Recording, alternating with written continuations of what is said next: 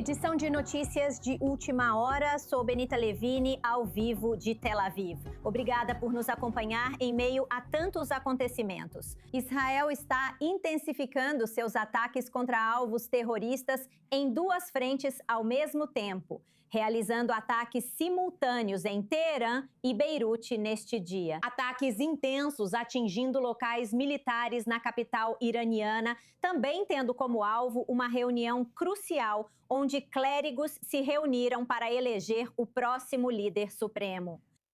Hoje, as tropas israelenses estão intensificando seu avanço no Líbano, atacando locais do Hezbollah depois que o grupo terrorista apoiado pelo Irã entrou no conflito. Ao lançar foguetes contra o norte de Israel nas últimas horas, o Hezbollah lançou 3 foguetes contra Haifa, no norte, e contra o centro de Israel. 2 foram interceptados, um caiu em uma área aberta, sem feridos. O Irã, por sua vez, continua atacando várias nações do Golfo, incluindo Arábia Saudita, Omã, Bahrein e Kuwait. Nas últimas horas, explosões altas foram ouvidas novamente no Catar e nos Emirados Árabes Unidos. As autoridades apagaram um incêndio limitado nas proximidades do consulado dos Estados Unidos em Dubai, após um ataque de drone também. O presidente Donald Trump expressou sua surpresa com a forma como o regime islâmico reagiu contra as nações árabes. Ele também esclareceu anteriormente que não foi arrastado para uma guerra contra o regime iraniano. Vamos ouvir mais comentários dele na Casa Branca, ao lado da chanceler alemã. Veja só. Senhor presidente, se Israel forçou sua mão a lançar esses ataques contra o Irã, isso envolveu totalmente os Estados Unidos? Não. Talvez eu tenha forçado a mão deles. Veja, estávamos negociando com esses lunáticos. E na minha opinião, eles iam atacar primeiro. Eles iam atacar. Se a gente não fizesse, eles iam atacar primeiro. Eu sentia isso muito fortemente. E nós temos grandes negociadores, grandes pessoas, pessoas que fazem isso com muito sucesso e fizeram isso a vida toda, muito bem-sucedidas. E, baseado na forma como a negociação estava indo, eu acho que eles iam atacar primeiro, e eu não queria que isso acontecesse. Então, se alguma coisa, talvez eu tenha forçado a mão de Israel, mas Israel estava pronto e nós estávamos prontos. Então, para as últimas informações, começamos nossa cobertura em Washington. Vamos ao vivo com nosso correspondente sênior nos Estados Unidos, Mike Wagenheim. Ele está conosco direto da Casa Branca. Então, ouvimos ali o presidente Donald Trump negando que Israel o tenha arrastado, junto com os Estados Unidos, para uma guerra com o que ele acabou de chamar de lunáticos iranianos. Isso vem após os comentários do secretário de Estado, Marco Rubio. Mike, está claro que o presidente dos Estados Unidos toma as decisões. Quais as últimas novidades aí? sim, provavelmente uma resposta aos comentários de ontem do secretário Rubio, quando ele sugeriu isso. Os Estados Unidos foram empurrados para a guerra porque Israel ia atacar primeiro e, portanto, a América precisou se envolver por medo de retaliação por causa das ações de Israel. Isso, você sabe, serve de munição para antissemitas e pessoas que odeiam Israel. Trump foi questionado hoje e você ouviu seus comentários. Ele tenta recuar em relação ao que o secretário de Estado disse ontem. Mas conversamos com um alto funcionário do governo mais cedo nesta tarde. Ele estava conversando com repórteres tentando explicar exatamente o que aconteceu nos dias que antecederam a decisão americana de atacar o Irã. E a estrutura básica apresentada pelo funcionário foi de negociações. Não só não estavam avançando, como estavam regredindo e o Irã estava basicamente sendo desafiador e, de certa forma, até zombando, dizendo que a América não poderia resolver diplomaticamente o que não conseguiu resolver militarmente. Que eles se recusavam a entregar propostas no prazo, que essas propostas tinham buracos do tamanho de um queijo suíço, que era isso que eles estavam tentando dizer. Precisamos revisar os detalhes, disse o oficial. Ouça, estamos falando sobre isso há 20 anos. Esses são detalhes que já foram discutidos em negociações anteriores. Voltando ao JCPOA, não há nada que você não saiba neste momento, não há nada que nós não saibamos neste momento. Não há detalhes para voltar e discutir. O você vai fazer ou não vai, e os iranianos não quiseram fazer. A América ofereceu entregar combustível gratuito em troca da exportação do urânio. O Irã disse: é um direito inalienável nosso continuar produzindo urânio e ter um programa nuclear. Houve outras descobertas sobre um centro de pesquisa que tinha estoques de urânio em volumes e níveis de enriquecimento que não faziam sentido para uma instalação de pesquisa. Os iranianos também não responderam perguntas sobre isso. No final, disse o oficial, realmente não nos deixou escolha e sentimos que precisávamos seguir em frente com isso, já que as negociações simplesmente não iriam avançar. Então aqui estamos nós neste momento. Trump diz que a cada hora a capacidade dos iranianos de estabilizar seu programa de mísseis está mudando. Você sabe, os mísseis balísticos deles estão se estabilizando, o que é fundamental, pois é o principal arsenal deles atualmente. Não é o programa nuclear que ainda não está pronto, mas sim os mísseis balísticos, como o primeiro-ministro Netanyahu disse na última visita à Casa Branca. Eles desenvolvem esse programa de mísseis balísticos desde junho do ano passado. Então, a capacidade dos americanos e dos israelenses juntos de atacar esses lançadores, de atacar as instalações de produção, isso pode muito bem ser a chave para completar essa operação com sucesso. Enquanto isso, Trump mantém o prazo de cerca de 4 semanas. Mas sabemos que em conflitos no Oriente Médio, cronogramas podem ser totalmente descartados. Certamente é muito difícil prever quanto tempo tudo isso vai levar, Mike. O Departamento de Estado dos Estados Unidos ordenou que o pessoal não emergencial deixe 6 países, incluindo Israel, após pedir que os americanos saiam imediatamente da região. É um pedido dramático e não é tão fácil para as pessoas saírem. Conte-nos mais. Não é fácil para as pessoas saírem, pois os americanos demoraram para adotar medidas de evacuação. Agora, com o tráfego aéreo interrompido na região, ficou ainda mais difícil. Neste momento, agora você precisa executar um programa de evacuação que não dependa de companhias aéreas comerciais ou transporte comercial. Foi semelhante ao que vimos após 7 de outubro, quando os Estados Unidos enviaram aviões particulares e fretados.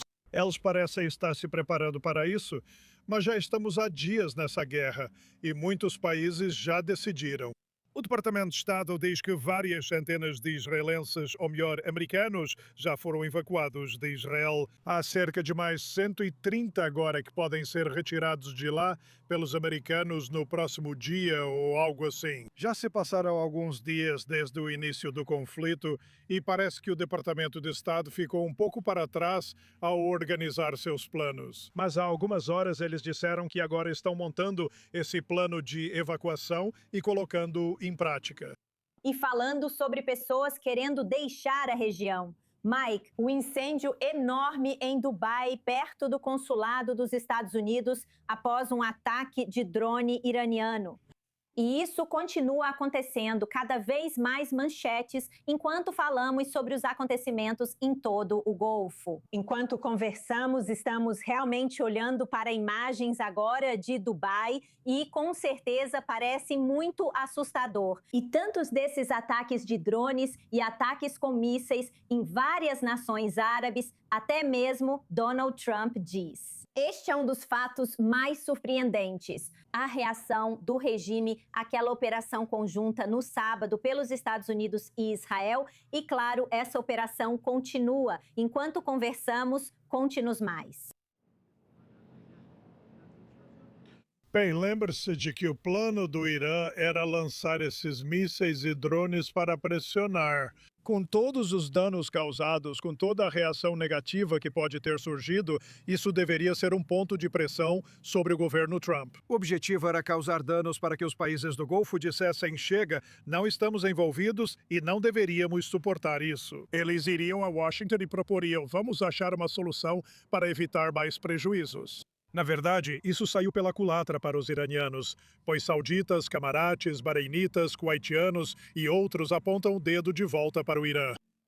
O presidente Trump foi criticado por seu relacionamento com líderes árabes do Golfo. Tem havido muita conversa sobre corrupção, muita conversa sobre agradar ditadores autoritários e assim por diante.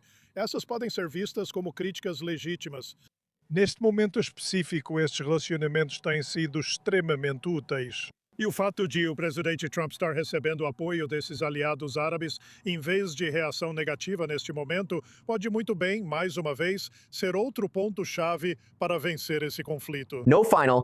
Tantas dinâmicas mudando enquanto falamos ao vivo de Washington. Como sempre, muito obrigada ao nosso correspondente sênior dos Estados Unidos, Mike Wagenheim, na Casa Branca. Mais novidades do Mike em breve. Agora, para mais informações, recebemos nosso estimado painel no estúdio. A analista de segurança Yaakov Lapin, do podcast The Lapin Assessment, a correspondente do Oriente Médio, Ariel Ossaran, e a correspondente Owen Altman. E há tantos acontecimentos se desenrolando em toda a região ao mesmo tempo. Quero começar com você, Owen. Rafael Grossi, o diretor da AIEA, fez alguns comentários novos há pouco tempo, bastante surpreendentes. Conte-nos mais. Exatamente. Mais cedo, Benita, ele disse que o Irã não tentou construir uma arma nuclear, o que não é novidade. Ninguém jamais afirmou que o Irã construiu ativamente uma arma nuclear, apenas que o Irã basicamente estacionou o carro a poucos metros da linha de chegada. De qualquer forma, Rafael Grossi vai e esclarece, comenta que sim, eu disse isso, mas o Irã tem enormes estoques de urânio quase em grau de bomba. Não cooperou com a agência, nem autorizou a entrada dos inspetores.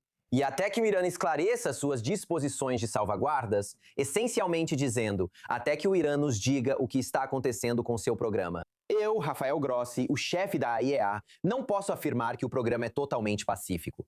Mita, Grossi há muito tempo é visto como um dos chefes da AIEA mais duros, se não o mais duro, em relação ao Irã em décadas. Então não é surpreendente que ele queira vir a público e esclarecer isso. A relação entre a agência e o Irã tem sido tensa e instável. A agência busca cooperação e acesso para seus inspetores. Por outro lado, ele quer manter sua posição e não ser enganado. É isso que vemos aqui novamente. Esta pessoa, apesar do ceticismo do país sobre organizações internacionais, costuma ser vista de forma relativamente positiva. Acho que esse tweet vai mantê-lo em boa posição. Certamente estaremos observando para ver a reação exatamente a isso. Yaakov Lapin, tantas perguntas sobre a extensão do sucesso da operação israelense dentro de Teherã. A Força Aérea disse que atingiu dezenas de locais de lançamento e desmantelou aproximadamente 300 lançadores de mísseis. Nos deu uma ideia da extensão e do impacto desses números mais recentes. Certamente parece impressionante. É um resultado enorme. Estamos falando da maioria dos lançadores de mísseis do Irã. Se ouvimos que 200 era 50%, agora estamos em 300. Isso parece superar o número de lançadores de mísseis atingidos durante toda a Guerra de 12 Dias, em junho passado. Na verdade, as FDI estão falando sobre 4.000 munições que já foram usadas até agora e centenas de missões de ataque. Todos esses números significam que a taxa de ataques e o número de alvos destruídos são significativamente maiores. Não apenas os lançadores, mas em todos os aspectos.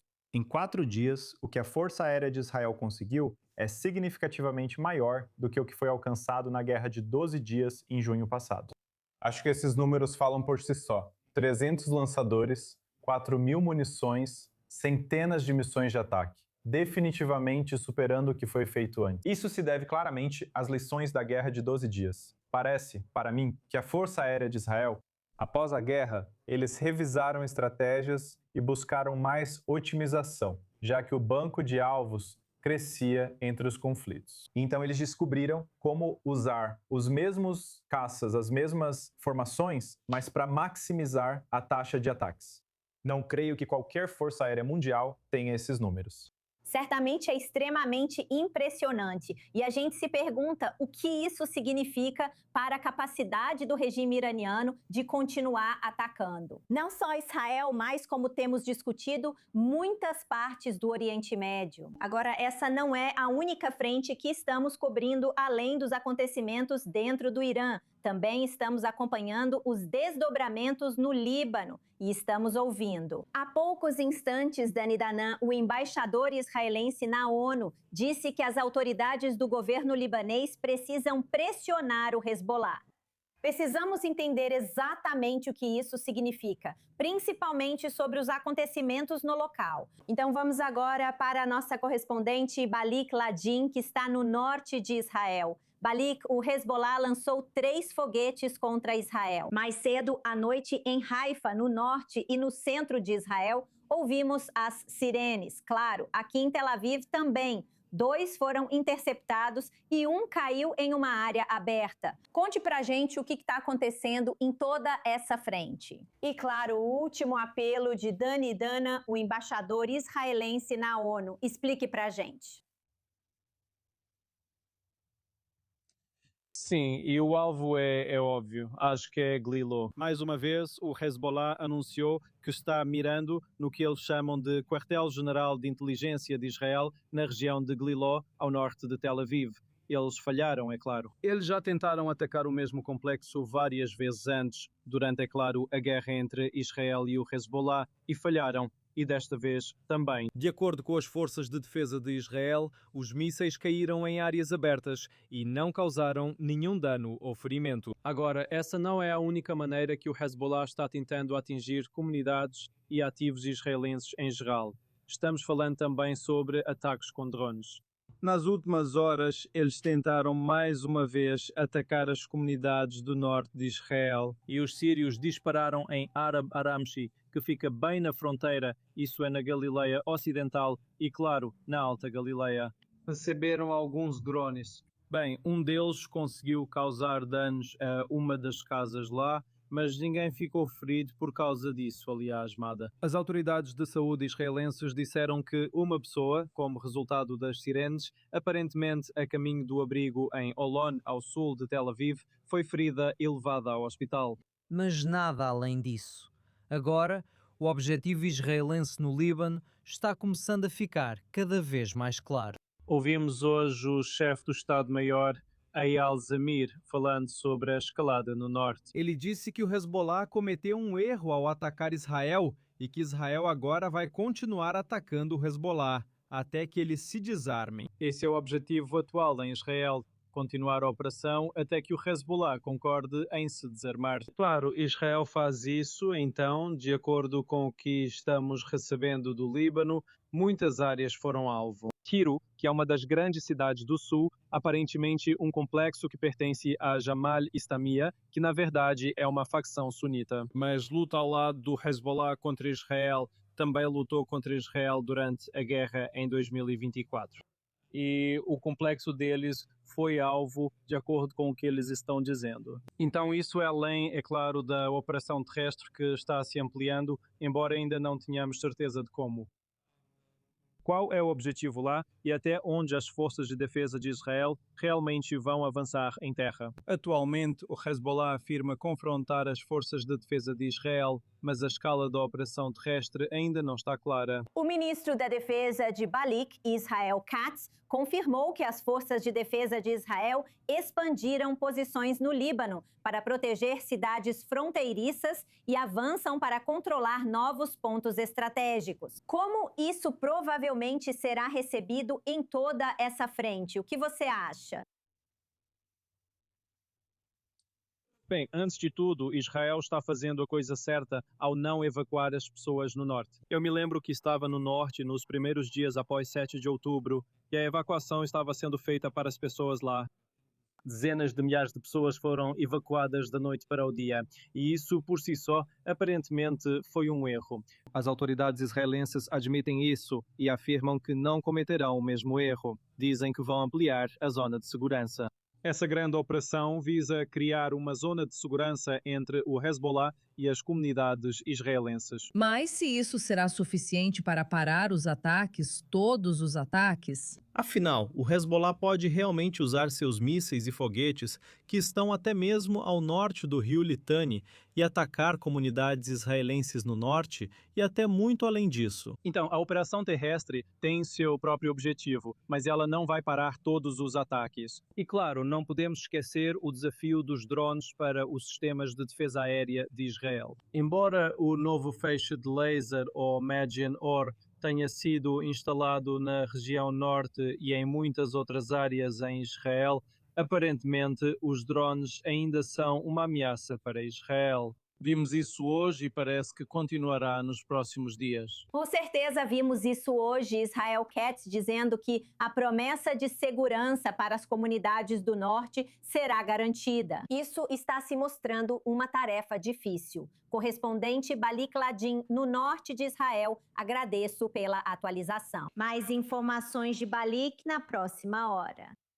E agora estávamos falando mais cedo sobre o regime iraniano mirando diferentes partes do Oriente Médio e Ariel Ossaran, nossa correspondente sênior para o Oriente Médio, o Kurdistão iraquiano, o local mais recente que está sendo alvo e especificamente um local onde tropas americanas estão baseadas. O que você está descobrindo? Por enquanto é apenas um relatório. O que suas fontes estão te dizendo? Sim, então, se pudermos colocar na tela agora, temos imagens exclusivas que foram enviadas para a I-24. Notícias de incêndio no antigo local da ONU em Suleimania, que fica no Kurdistão iraquiano, após ter sido atingido por um drone.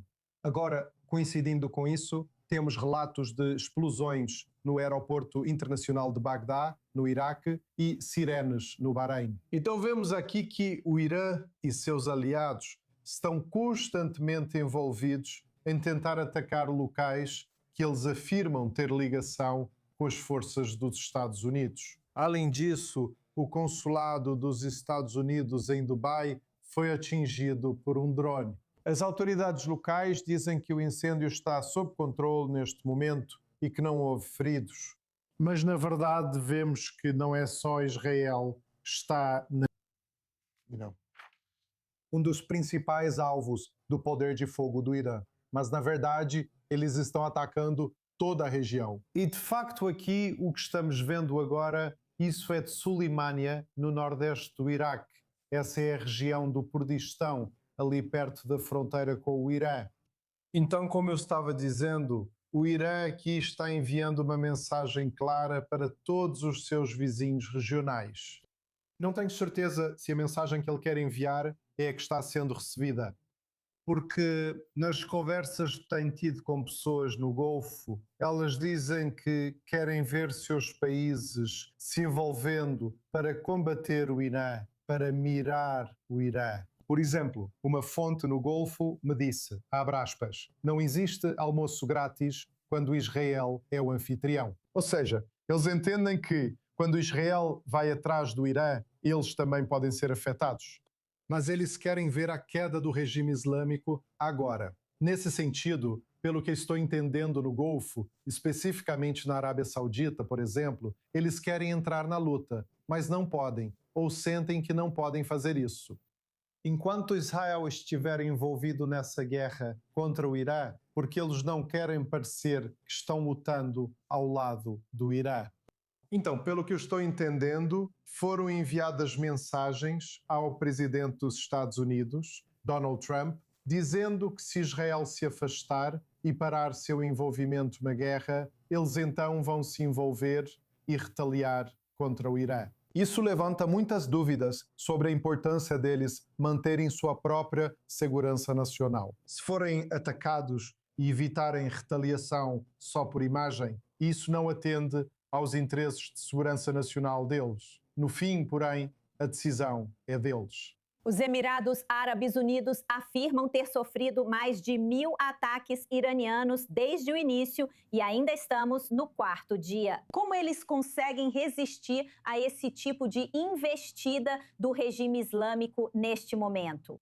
Sim, ontem saiu uma reportagem interessante na Bloomberg sobre isso. Os interceptores, tanto dos Emirados Árabes Unidos quanto do Catar, estão se esgotando rapidamente. E, no ritmo atual, os Emirados Árabes Unidos têm interceptores suficientes em seu estoque apenas para mais uma semana. E para o Catar, eles só têm mais 4 dias agora. Esse relatório foi de ontem. Então, você pode tirar um dia desse prazo. Ambos os países negaram essa situação e, na verdade, quando eu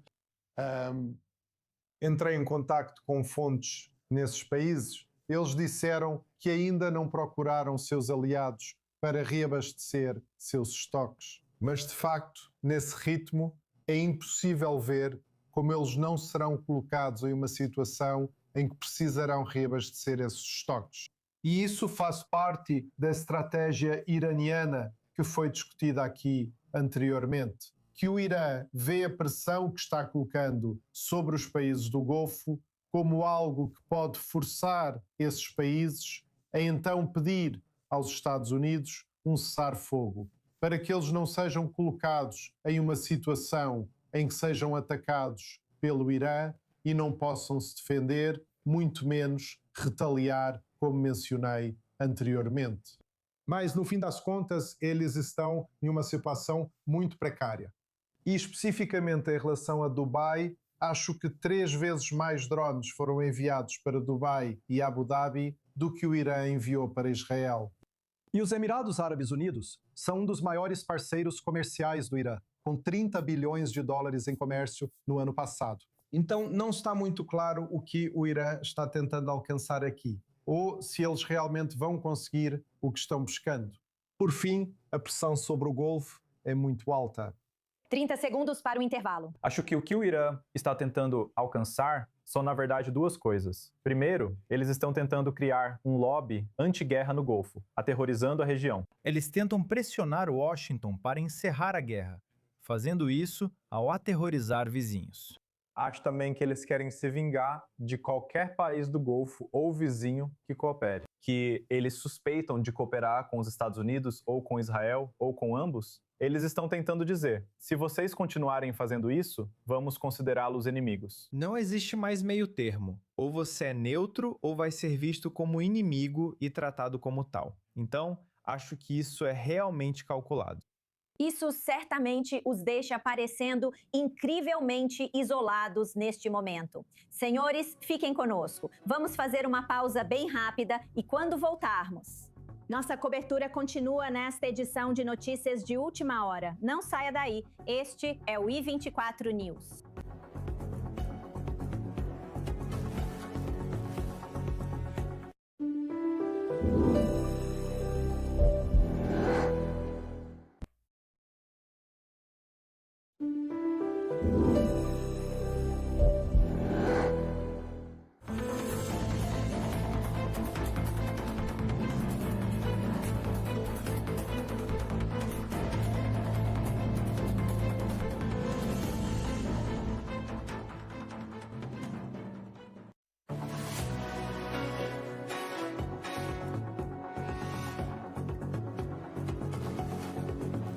Bem-vindos de volta à edição de notícias. Seguimos com a cobertura. Israel está intensificando seus ataques contra alvos terroristas em 2 frentes ao mesmo tempo, realizando ataques simultâneos em Teherã e Beirute neste dia. Ataques intensos atingindo locais militares na capital iraniana, também tendo como alvo uma reunião crucial, onde clérigos se reuniram para eleger o próximo líder supremo. O Irã, por sua vez, continua atacando várias nações do Golfo, incluindo a Arábia Saudita, Omã, Bahrein e Kuwait.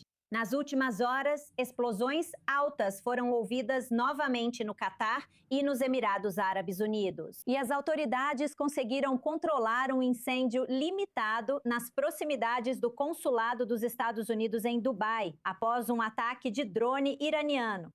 O presidente Donald Trump expressou sua surpresa com a forma como o regime islâmico atacou os países árabes. Ele também esclareceu anteriormente que não foi arrastado para uma guerra contra o regime iraniano.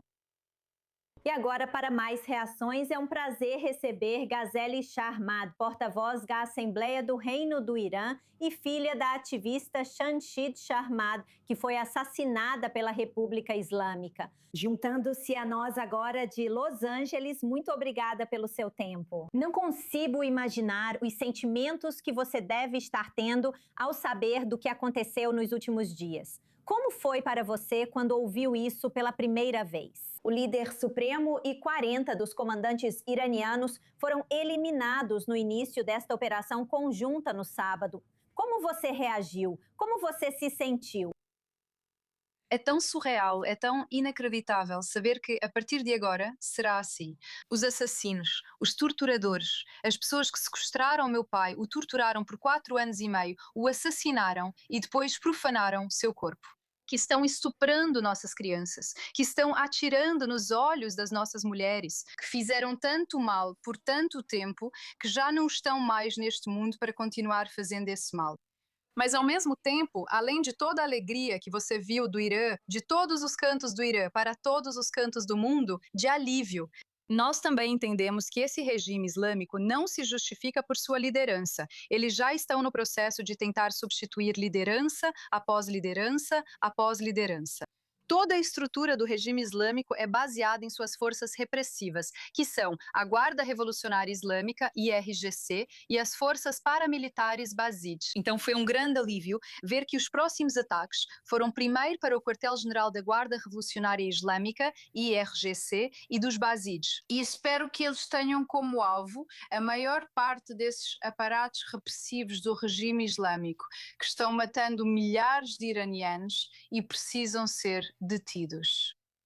Qual é a sua percepção, então, sobre o desfecho, por falta de um termo melhor, para essa guerra? Houve algum nível de crítica de que existem planos em andamento com os desenvolvimentos militares neste exato momento e muitas conquistas estão acontecendo enquanto falamos. Mas quais são as suas esperanças para o futuro do povo iraniano? Como você imagina isso?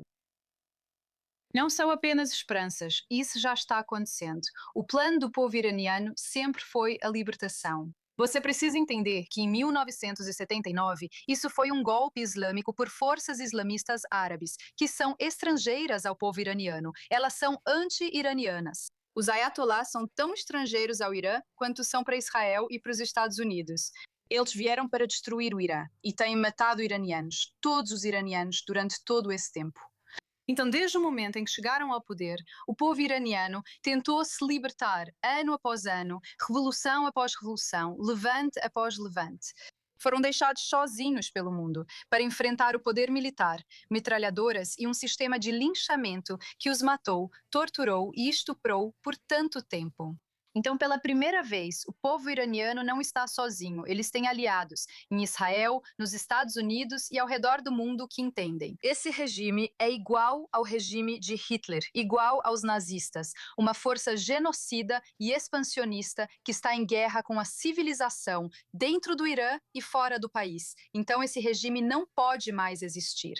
Isso vai terminar com a vontade do povo iraniano, com uma libertação. Ainda não chegamos lá, mas estamos colocando os blocos e o caminho para ter um Irã livre.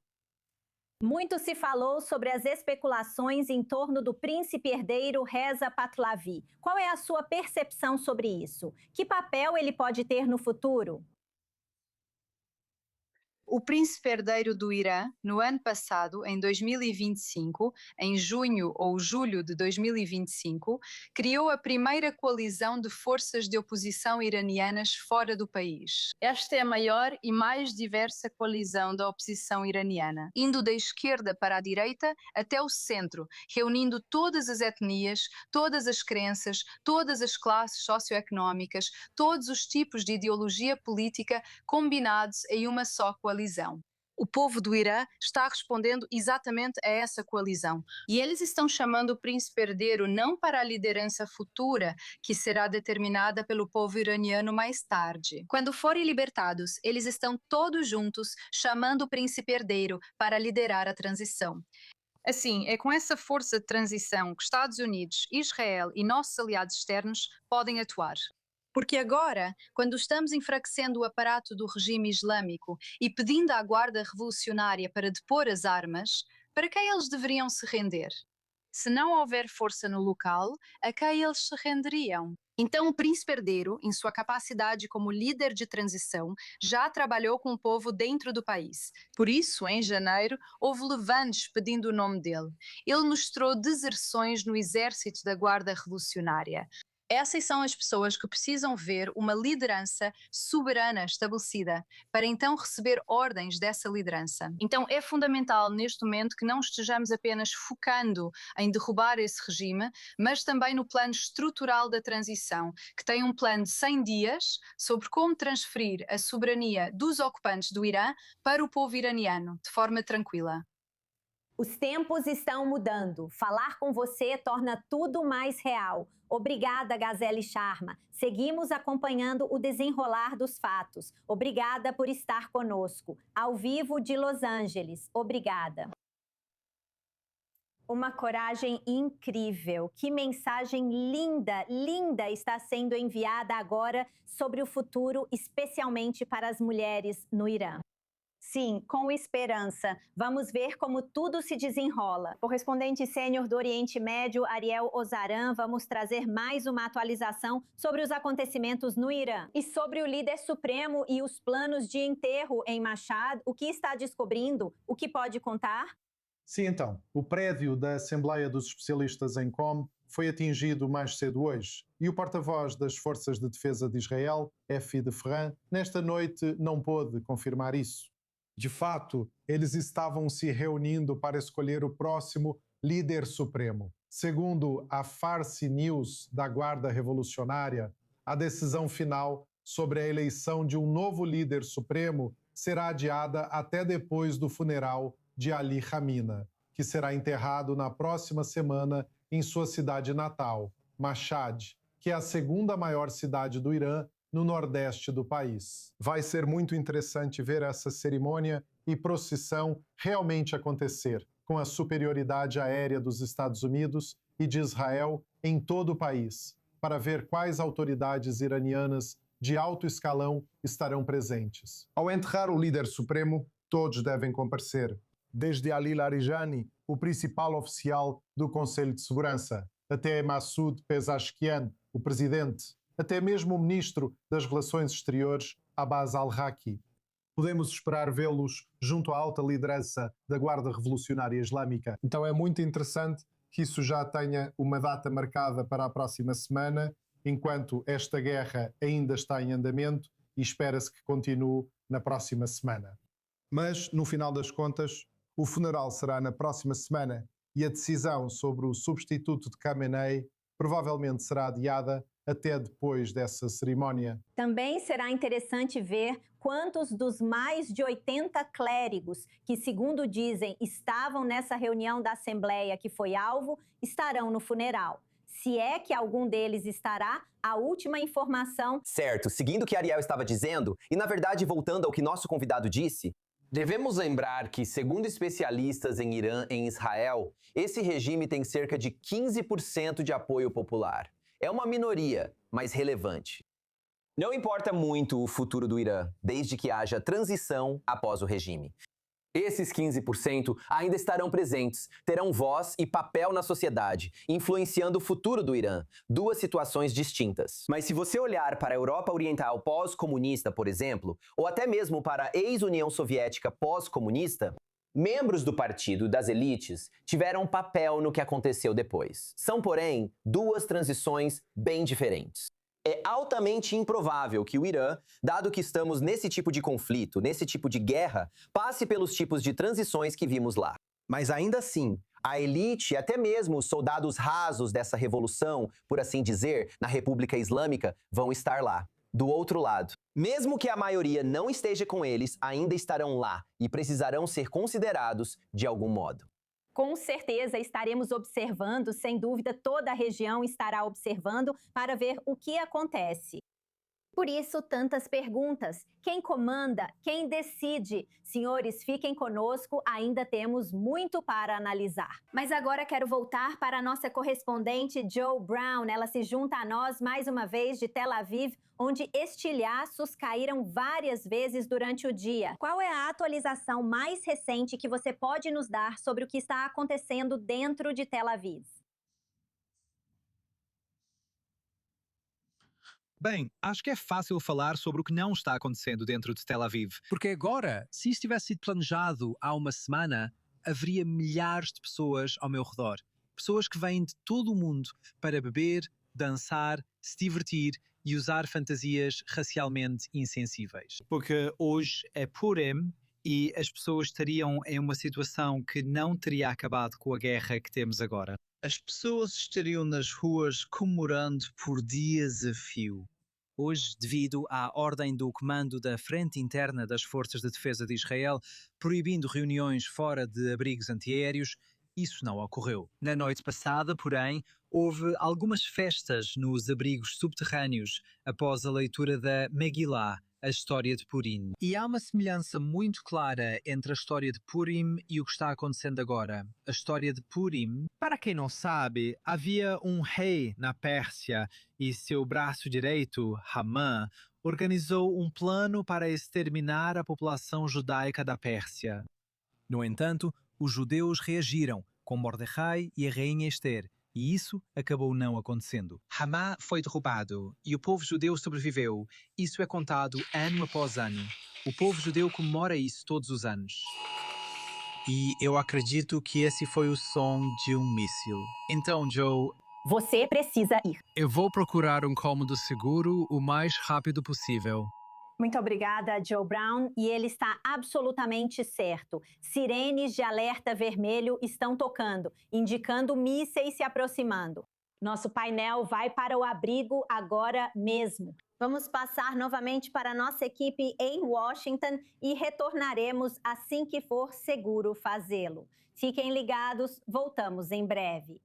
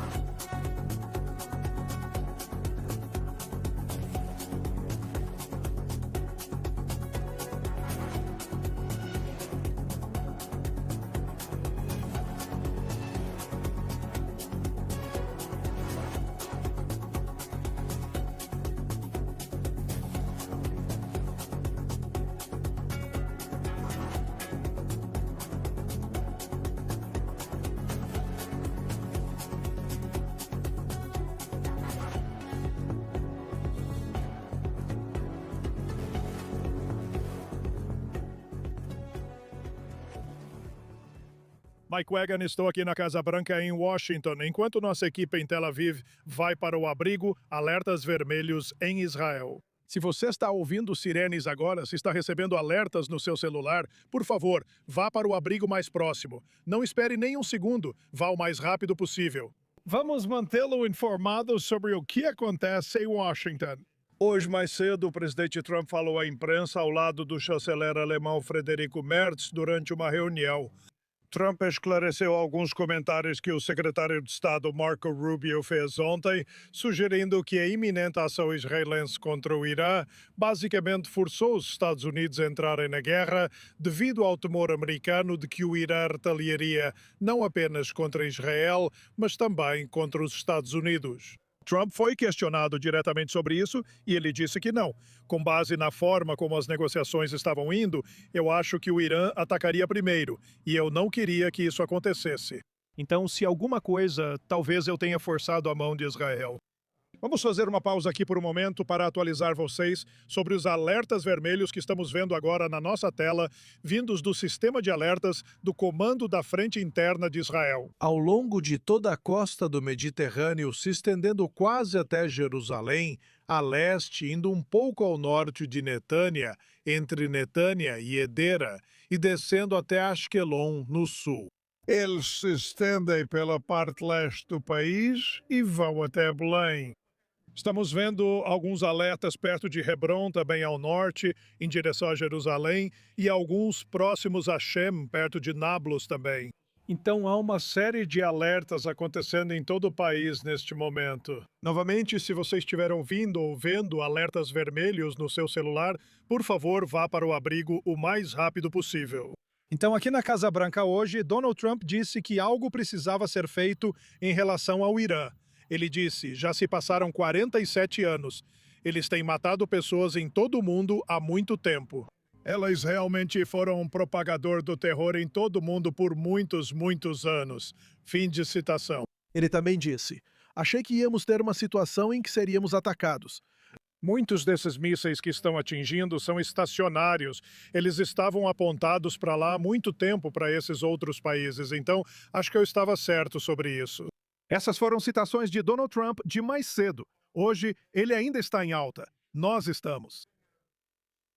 Recebendo informações do estúdio aqui, aparentemente não houve sirenes, mas alertas vermelhos. Espero ter entendido isso. Claramente está um pouco difícil de se comunicar com nossa equipe lá no abrigo, mas estou recebendo um alerta de que ainda não houve nenhuma sirene. Vendo imagens de alertas vermelhos por todo o país. Então, espero que possamos esclarecer isso. Trump seguiu falando à mídia e afirmou que espera um processo de 4 a 5 semanas, mas destacou: estamos adiantados no cronograma. Ele reiterou que não tem certeza de como exatamente seria um Irã pós-regime, caso isso aconteça. E alguns dos parceiros, se você quiser chamá-los assim, que poderiam estar presentes em um governo pós-Ayatollah, podem ter sido mortos nos ataques dos últimos dias. Então ainda estão tentando descobrir quem realmente está vivo e se eles poderiam ser 4 parceiros em potencial no futuro aqui. Mas ainda é cedo neste momento para realmente esclarecer tudo isso. Enquanto isso, o alto funcionário do governo conversou com repórteres cerca de 1h30 atrás e disse aos jornalistas, meio que descrevendo como era a situação nos dias que antecederam a decisão de ir para a guerra no lado americano. Um alto funcionário do governo. Agora as sirenes tocam, pelo que entendemos. O alto funcionário do governo disse aos repórteres que as negociações com os iranianos basicamente não avançaram, que os iranianos foram desafiadores, quase zombando, de certa forma, da capacidade deles de construir um arsenal nuclear em pouco tempo. Dizendo que os Estados Unidos não conseguiriam alcançar diplomaticamente o que não conseguiram fazer militarmente. Havia esperanças de que eles voltariam com um plano viável. Em vez disso, houve atraso, de acordo com o alto funcionário do governo, o que está de acordo com o modo de operação iraniano. Até mesmo planos que deveriam ser concluídos em poucos dias ficaram inacabados. E o que foi realmente entregue aos americanos em determinados momentos simplesmente não correspondia ao que os americanos esperavam. O acordo parecia inviável por falta de concessões em temas como enriquecimento. O alto funcionário do governo confirmou que o lado americano ofereceu fornecer combustível gratuito aos iranianos para manter vivo um programa nuclear pacífico, enquanto exportavam todo o urânio enriquecido para um local seguro.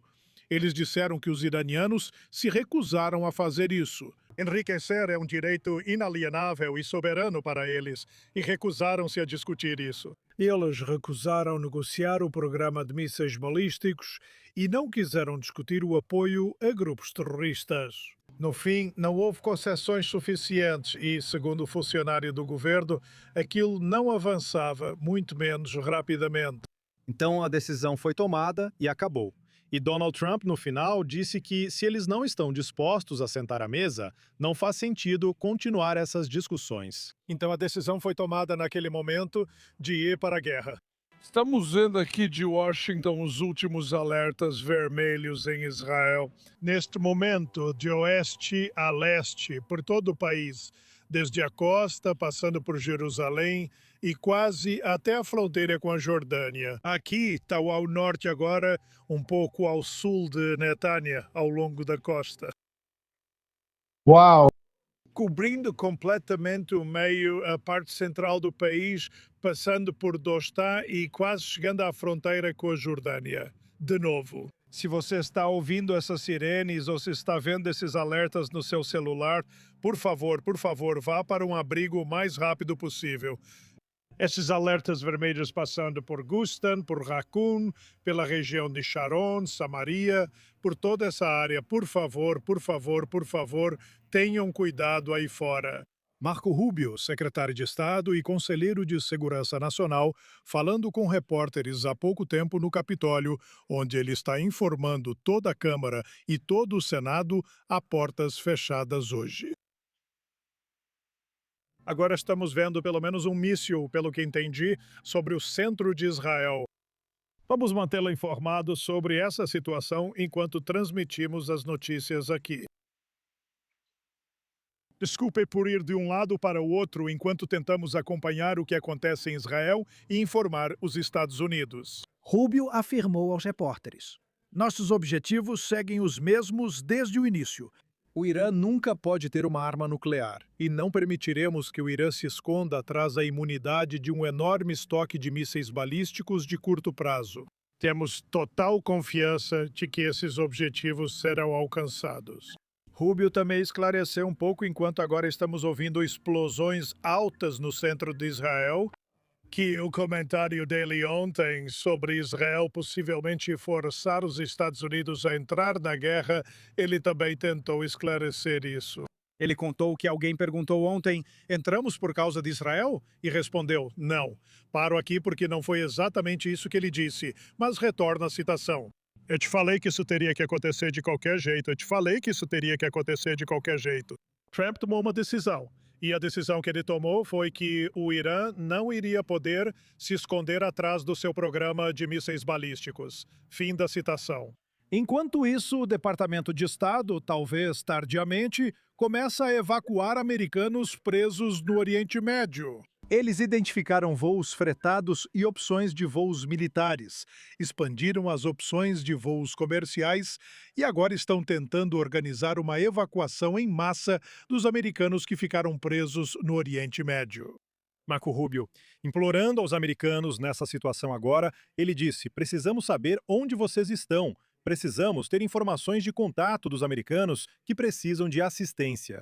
Não posso garantir a eficiência do sistema agora, pois parece que ainda estão tentando fazê-lo funcionar. Eles pedem que as pessoas se cadastrem para acompanhar e, com sorte, serem contatadas quando essas opções estiverem disponíveis. Novamente, aqui é Mike Wagenheim na Casa Branca, em Washington. Nossa equipe em Tel Aviv está no abrigo, com alertas vermelhos soando em todo o país neste momento, sirenes tocando no centro de Israel devido ao lançamento de foguetes. Uma grande explosão foi ouvida em Batian, de acordo com um dos nossos funcionários também. Seguimos atentos à linha de frente, mantendo você informado sobre o que ocorre em Washington. Amanhã, o secretário de Defesa Pete Heggs e o chefe do Estado-Maior Conjunto Dan Kane vão dar mais uma coletiva à imprensa. Amanhã de manhã, no horário do leste, direto do Pentágono. Elas estavam entre os primeiros membros do governo a realmente fornecer detalhes claros sobre a operação até agora. E eles estarão de volta ao púlpito amanhã. Recebendo uma atualização novamente sobre essas sirenes que estão tocando agora também na região de Modim, a oeste de Jerusalém. Então, novamente, há uma quantidade enorme de alertas vermelhos e sirenes tocando neste momento. Buscam mantê-los informados da melhor forma enquanto a equipe permanece no abrigo. Pelo menos um míssil foi visto sobre o centro de Israel, mas por enquanto, neste exato momento, ainda não há relatos de impactos em Israel. E nós oramos para que essa situação continue assim. Então, como eu estava dizendo, o Departamento de Estado está lançando um grande esforço de evacuação para tirar os cidadãos que estão presos no Oriente Médio de lá o mais rápido possível. Sobre Israel, um funcionário do Departamento de Estado afirmou hoje que centenas de americanos já deixaram o país desde o início do conflito. E nos últimos dias, o Departamento de Estado ajudou mais de 130 cidadãos americanos a deixarem Israel, com mais 100 previstos para sair hoje. Funcionários afirmaram que o Departamento de Estado auxilia diretamente quase 500 cidadãos americanos a organizar a saída de Israel. Atualmente, aqui na frente doméstica, as forças de defesa de Israel estão emitindo avisos de evacuação antes dos ataques aéreos contra alvos do Hezbollah em Kafar Juz, em Harut, e nas aldeias de Hor, no sul do Líbano. As forças de defesa de Israel estão lidando agora com o Hezbollah, que entrou no conflito ontem. Depois de ficar à margem nos primeiros dias da guerra, o governo libanês está proibindo neste momento qualquer atividade do Hezbollah, algo que já deveria ter sido feito há algumas décadas, mas finalmente está tomando essa decisão. Claro, o Hezbollah não está exatamente colaborando. E as forças de defesa de Israel gastando tempo, energia e recursos tentando impedir esses ataques vindos de um Hezbollah enfraquecido, mas ainda viável. Lá no sul do Líbano. Até o momento, não há relatos de retaliação contra os americanos em todo o Oriente Médio pelo que está acontecendo agora. Novamente, todo comunicado de imprensa que vemos, toda declaração, todo tweet dos bahreinenses, dos kuwaitianos, dos emiradenses, dos sauditas e assim por diante, aponta o dedo para o Irã, o que é um feito considerável para o presidente dos Estados Unidos, Donald Trump. Ele é frequentemente criticado por seus relacionamentos próximos com esses governantes dos estados do Golfo. Sempre há acusações de corrupção, de bajular ditadores. E claro, esses argumentos podem ser feitos de boa fé, mas neste momento esses relacionamentos são muito úteis para o presidente dos Estados Unidos, Donald Trump, e para os americanos. Já que eles impediram que esses países do Golfo caíssem essencialmente na armadilha que o Irã estava tentando armar ao atacar esses países. A missão era agitar esses líderes, fazer com que eles se voltassem contra o presidente Trump, ou pelo menos tentar fazer com que ele reagisse. Ainda não surgiu uma saída. Na verdade, isso saiu pela culatra para os iranianos de várias maneiras, e mesmo assim os iranianos continuam atacando aqueles países do Golfo. Mike Wagenheim falando com você aqui da Casa Branca, em Washington. Alertas vermelhos e sirenes por todo o Israel neste momento, abrangendo, com o perdão da expressão, do rio ao mar. Seguiremos atentos a qualquer impacto por lá e, com sorte, traremos as notícias para você novamente. Se você está em Israel agora, ouviu essas sirenes, ouviu um alerta aparecer no seu celular, não espere nem um segundo. Vá para um abrigo próximo o mais rápido possível. Novamente, alguns desses mísseis que estão chegando não deixam muito espaço para demora. Então, por favor, encontre um abrigo o mais rápido que puder. Nossa equipe da I24 News está no abrigo, por isso você está ouvindo minha voz o tempo todo. O relatório do Canal 12 em Israel diz que pelo menos um míssil foi interceptado e um caiu em uma área aberta. Mas todos que estão sob esses alertas agora ainda não podem sair do abrigo. Todos continuam mantendo sua postura lá embaixo no abrigo neste momento. Então, algumas notícias regionais. Os Emirados Árabes Unidos estão dizendo que já foram alvo de mais de 1.000 ataques até agora vindos do Irã. Os emiradenses não cedem no momento. O Ministério das Relações Exteriores dos Emirados divulgou uma declaração recentemente. Os Emirados Árabes Unidos foram alvo de mais de 1.000 ataques desde que o Irã lançou ofensivas por toda a região. O ministério afirma que não tomou nenhuma decisão para mudar sua postura defensiva em relação aos ataques do Irã, mas reserva-se o direito de se defender. Essa tem sido a postura geral da maioria dos estados do Golfo que foram afetados até agora. Ainda não estamos prontos para retaliar, não estamos em posição de fazer isso, mas reservamos o direito de fazê-lo. Há relatos de que alguns países estão chegando perto de tomar medidas mais ofensivas contra os iranianos. Medidas retaliatórias, acredito, seriam uma descrição mais precisa neste momento. Mas ninguém ainda tomou essa decisão específica. Não está claro neste momento se é uma ameaça, um blefe ou se é apenas uma opção que está sendo deixada em aberto. Ouvimos que os sauditas foram colocados nessa categoria, assim como os emiradenses, mas neste momento ainda mantendo uma postura defensiva.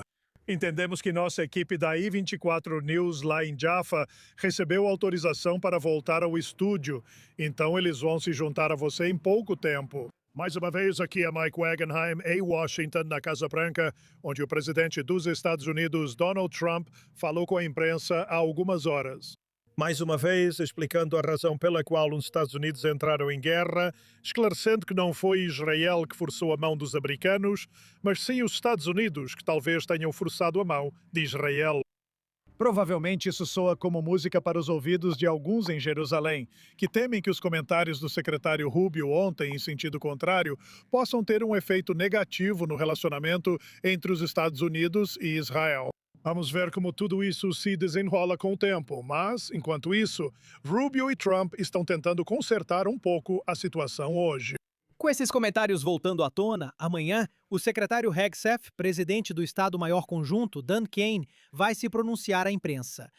Não há, pelo menos no nosso radar, nenhuma outra declaração à mídia ou coletiva de imprensa prevista para amanhã. Marco Rubio está no Capitólio hoje junto com Hegseth e Kane, falando com toda a Câmara e todo o Senado a portas fechadas, como essas duas casas vêm pedindo, apresentando novamente a justificativa para a guerra com o Irã e o que será preciso para encerrar as operações daqui. 6 militares dos 15 ficaram feridos. Felizmente, nenhum outro foi adicionado à lista, pelo menos publicamente. Hoje, novamente, muitos membros da Câmara e do Senado querem respostas, e querem essas respostas muito rapidamente sobre o que eles veem talvez como um excesso do Poder Executivo. Nesta operação em particular, sem a consulta do Congresso e sem a autoridade para conduzir uma grande operação militar, isso tem sido uma longa disputa, na maioria das vezes, com o Poder Executivo tomando as decisões. Ao entrar nesses conflitos no Oriente Médio, e o Congresso, neste momento, tentando recuperar um pouco desse poder, pelo menos um pouco desse consentimento, quando se trata dessas operações militares no Oriente Médio. O presidente Trump ainda diz que o cronograma de 4 a 5 semanas que eles acreditam que essa operação levaria ainda está mantido. As coisas estão acontecendo mais rápido do que ele imaginava. Nossa equipe está voltando agora para o estúdio e eles vão se juntar a você em apenas alguns instantes aqui. Não tivemos nenhuma atualização adicional sobre quaisquer impactos e esperamos que continue assim, sem impactos causando qualquer dano. Vamos devolver agora para a equipe em Jaffa, no estúdio. E muito obrigada ao Mike Wagenheim, o incomparável Mike Wagenheim, que está assumindo a transmissão. Esta é a edição de notícias de última hora. Sou Benita Levine, ao vivo de Tel Aviv. Vocês viram como nossa cobertura é realmente ao vivo. Conversamos há pouco com nosso correspondente Joe Brown, também em Tel Aviv. Nossos alarmes dispararam, as sirenes tocaram em nossos celulares, nos alertando para o fato de que havia potencialmente mais uma rajada de foguetes chegando. E isso indicava que tínhamos um certo tempo para chegar ao abrigo antes de descobrirmos de fato que sim. Na verdade, era outra rajada de mísseis iranianos, um pouco diferente do que aconteceu mais cedo. Durante nossa cobertura, durante o dia, não houve alerta no nosso celular quando o Hezbollah lançou foguetes em direção a Haifa e ao centro de Israel.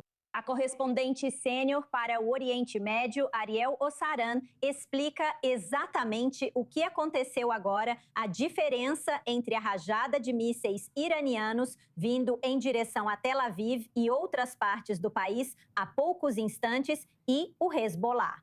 O que acontece quando foguetes são lançados do sul do Líbano? Sim, devido à grande distância entre Israel e o Irã, Frente Interna de Israel, o comando da Frente Interna das FDI, fornece um alerta antecipado aos cidadãos. Esse é o alerta que tocou no nosso telefone, que ele identificou.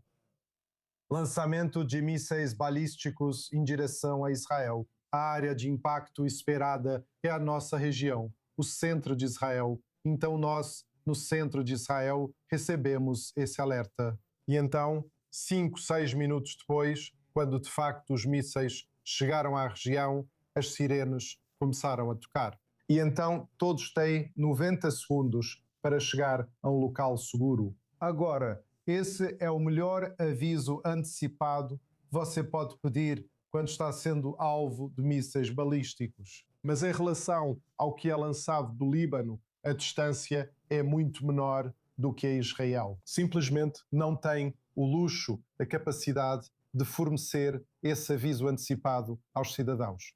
E também o fato de estarmos falando de foguetes pode realmente variar em termos de onde ele vai cair, então é menos fácil prever, na verdade, onde será o local de impacto esperado. E é por isso que, quando houve foguetes vindos do Líbano, não houve um aviso antecipado, simplesmente a sirene 92 tocou.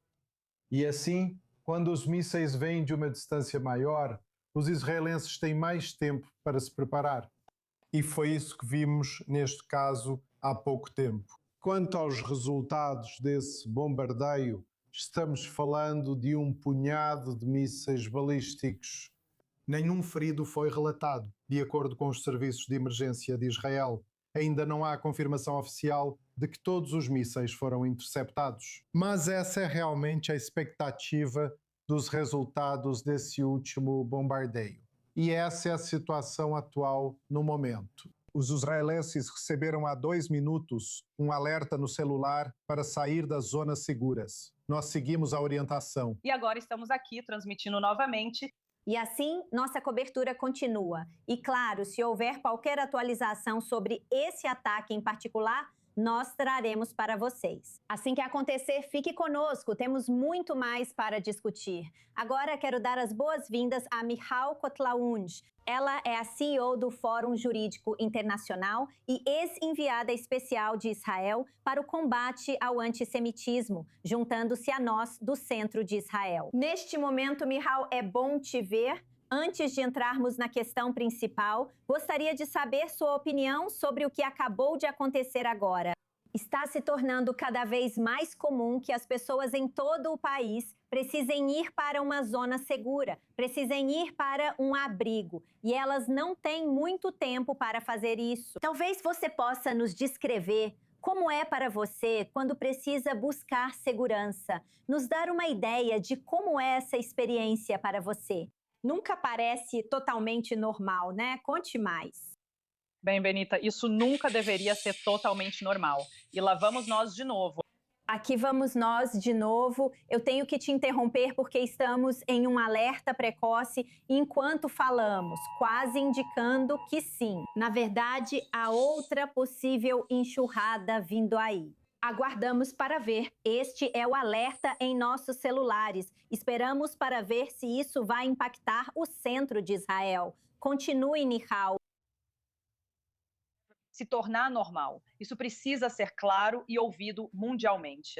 Há centenas de mísseis balísticos, foguetes e drones sendo lançados indiscriminadamente contra civis israelenses, intencionalmente contra civis, atingindo, matando, assassinando. E, na verdade, em muitos casos, como você disse, foram interceptados com esse alerta que estamos vivenciando agora. Mas precisamos ser claras. Eles estão sendo lançados pelo regime islâmico do Irã e seus representantes terroristas genocidas. Hoje é um desses dias. E, sabe, você perguntou sobre essa experiência individualmente, que todos nós tivemos hoje 1 minuto e meio sem esse aviso.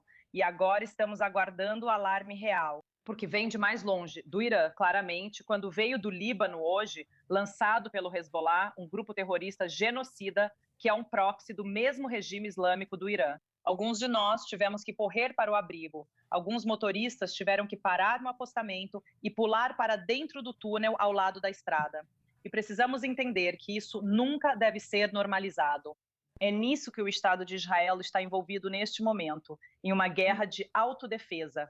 No que vem acontecendo desde o massacre de 7 de outubro pelo Hamas, outro grupo terrorista genocida a serviço do regime islâmico criminoso do Irã, e deve ficar muito claro para todos que questionam a validade do direito internacional que a autodefesa é exatamente o que está acontecendo neste momento. Enquanto falamos, particularmente diante do maior patrocinador do terror, a cabeça da cobra, o Irã, com todos os seus representantes, com sangue americano e israelense em suas mãos também, o impacto de seus representantes é muito claro para todos no país. Literalmente, enquanto estamos falando. E só para deixar claro, se recebermos o alerta de que esses mísseis estão indo em direção a Tel Aviv, iremos para o abrigo até lá.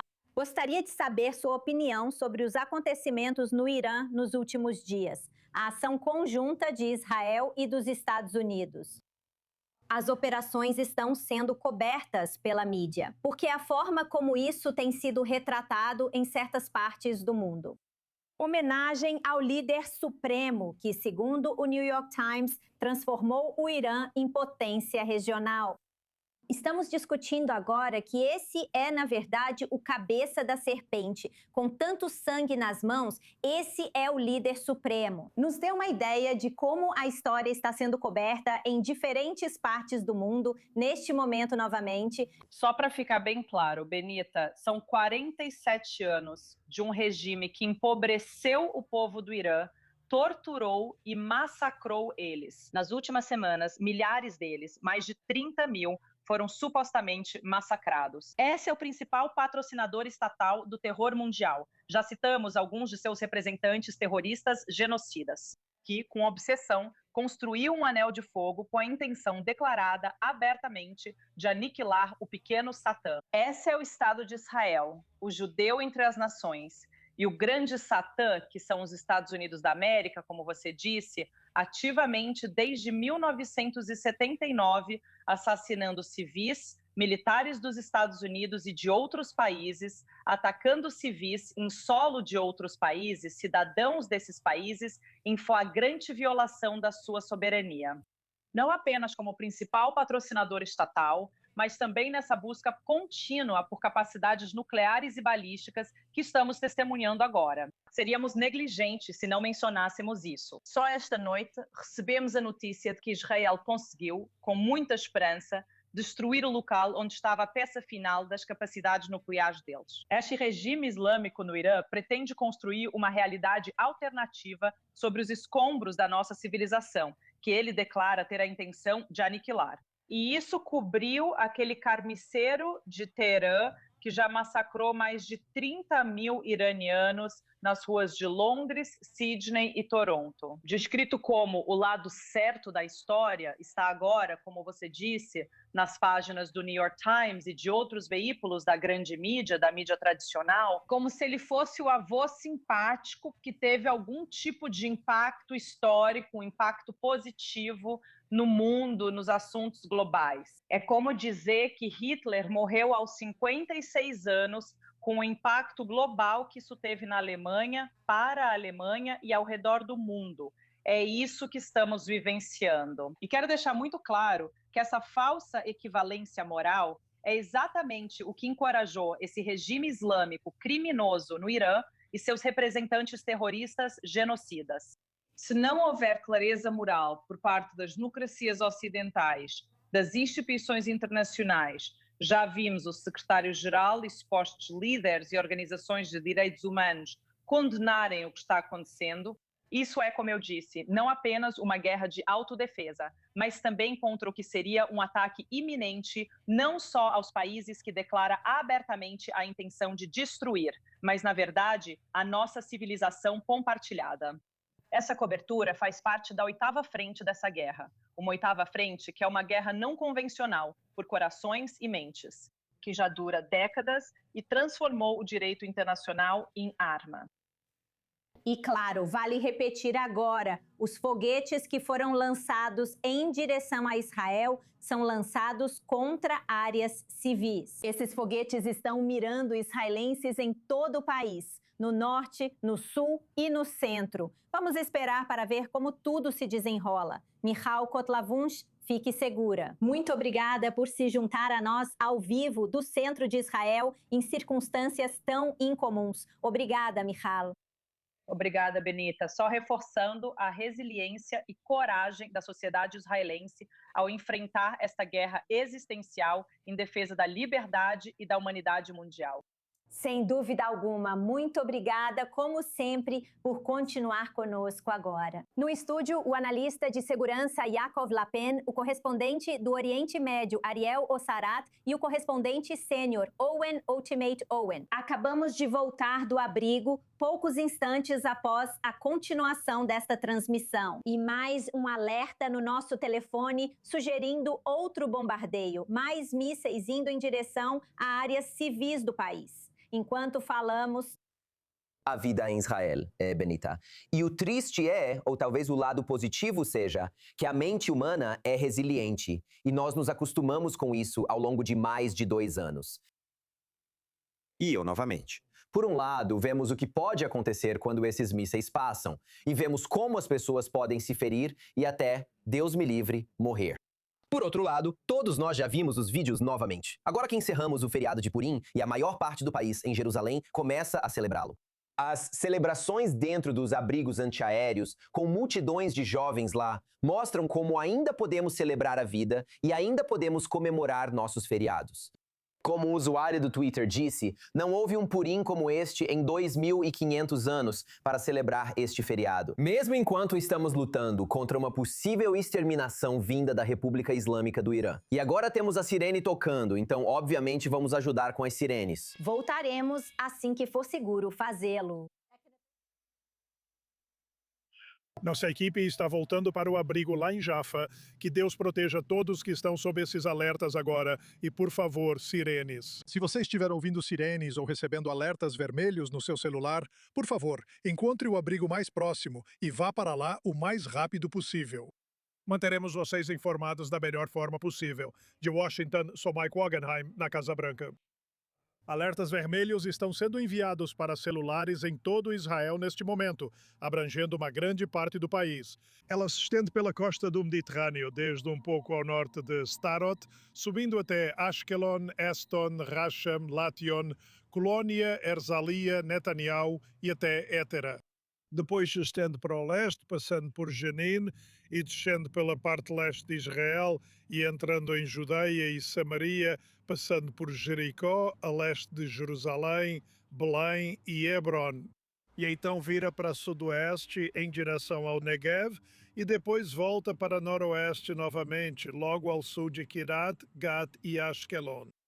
Então, quase todo o país, exceto pelo norte da Galileia, parece estar sob esse alerta vermelho agora. As sirenes agora estão tocando, pelo menos no centro de Israel, e vamos tentar saber se estão ouvindo sirenes em outras partes do país neste momento. O último ataque, segundo entendemos de um porta-voz da Cúpula de Ferro, até o momento não há vítimas conhecidas.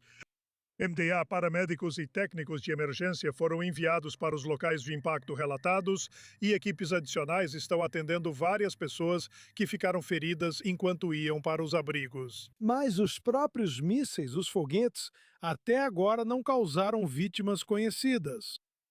Agora, oficiais do distrito de Tel Aviv estão nos locais de vários impactos. Da última rodada, que chegou há pouco tempo, há fragmentos de munição dentro do distrito de Tel Aviv. Danos materiais foram relatados novamente. Até o momento, não há informações sobre feridos como resultado desses foguetes. Se você estiver nessas áreas onde houve impacto, fique longe. Fique longe. Ainda pode ser perigoso pela possível presença de artefatos não detonados no local.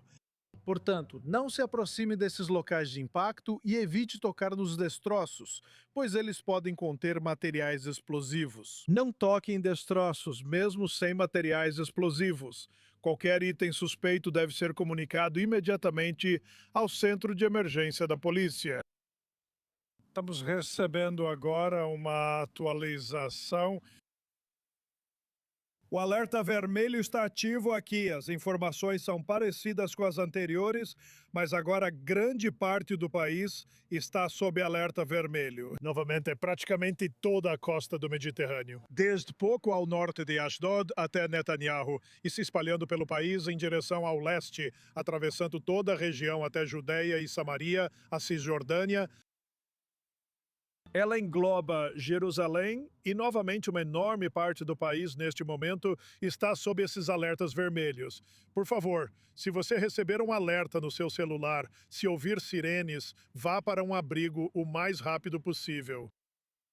Olhando para o que aconteceu até agora nesta guerra em relação aos foguetes que chegaram, olha aqui para hoje. Já foram 20 lançamentos hoje, ontem foram 25 lançamentos no domingo, 65 lançamentos e no sábado, primeiro dia da guerra, 90 lançamentos. Vindo do Irã para o território israelense, um suposto drone iraniano atingiu o que parece ser uma estação da CIA na Arábia Saudita. Segundo o The Washington Post, vamos buscar mais informações assim que possível. Sou Mike Wagon. Estou falando com vocês diretamente da Casa Branca em Washington, enquanto nossa equipe lá em Tel Aviv está no abrigo, com sirenes tocando no centro de Israel pela segunda vez nesta hora. O presidente Trump e o secretário de Estado Marco Rubio estão tentando amenizar a situação hoje, tentando contornar os comentários feitos pelo secretário Rubio ontem, no sentido de que Israel basicamente forçou os Estados Unidos a entrarem na guerra. Rubio comentou ontem no Capitólio que foi um ataque iminente de Israel contra o Irã que forçou os americanos a simplesmente atacar o Irã. O pensamento é que a América e Israel estão tão intrinsecamente ligados, especialmente aos olhos dos iranianos, que um ataque israelense poderia resultar em retaliação contra os americanos por parte da República Islâmica. Portanto, era melhor atacar primeiro. Muito bíblico, e por isso Donald Trump decidiu agir agora. Trump foi questionado diretamente sobre isso hoje pela imprensa e ele disse não foi nada disso, é o contrário. A América forçou Israel a entrar na guerra, mesmo sem esclarecer totalmente as circunstâncias. E Rubio também expressou sentimentos semelhantes hoje em outra conversa com repórteres do Capitólio. Um alto funcionário do governo, falando com repórteres mais cedo hoje, nos contou. Você sabe, nos dias que antecederam a guerra, Trump realmente queria conseguir algo por meio da diplomacia. Ele se reuniu com os iranianos algumas vezes, e os iranianos não só não estavam dispostos a ceder, como também eram quase zombeteiros em seu tom. De acordo com o alto funcionário do governo. Dizendo aos negociadores que os Estados Unidos não poderiam fazer diplomaticamente o que não conseguiam fazer militarmente, que o Irã teria urânio enriquecido suficiente para 11 bombas em pouco tempo. Eles não falaram publicamente sobre isso. Foi uma atitude desafiadora, e estou citando aqui, uma atitude desafiadora expressa pelos iranianos nessas negociações. Planos que deveriam ser apresentados em poucos dias nunca foram formalmente submetidos pelos iranianos, de acordo com esse alto funcionário do governo que conversou com repórteres mais cedo hoje.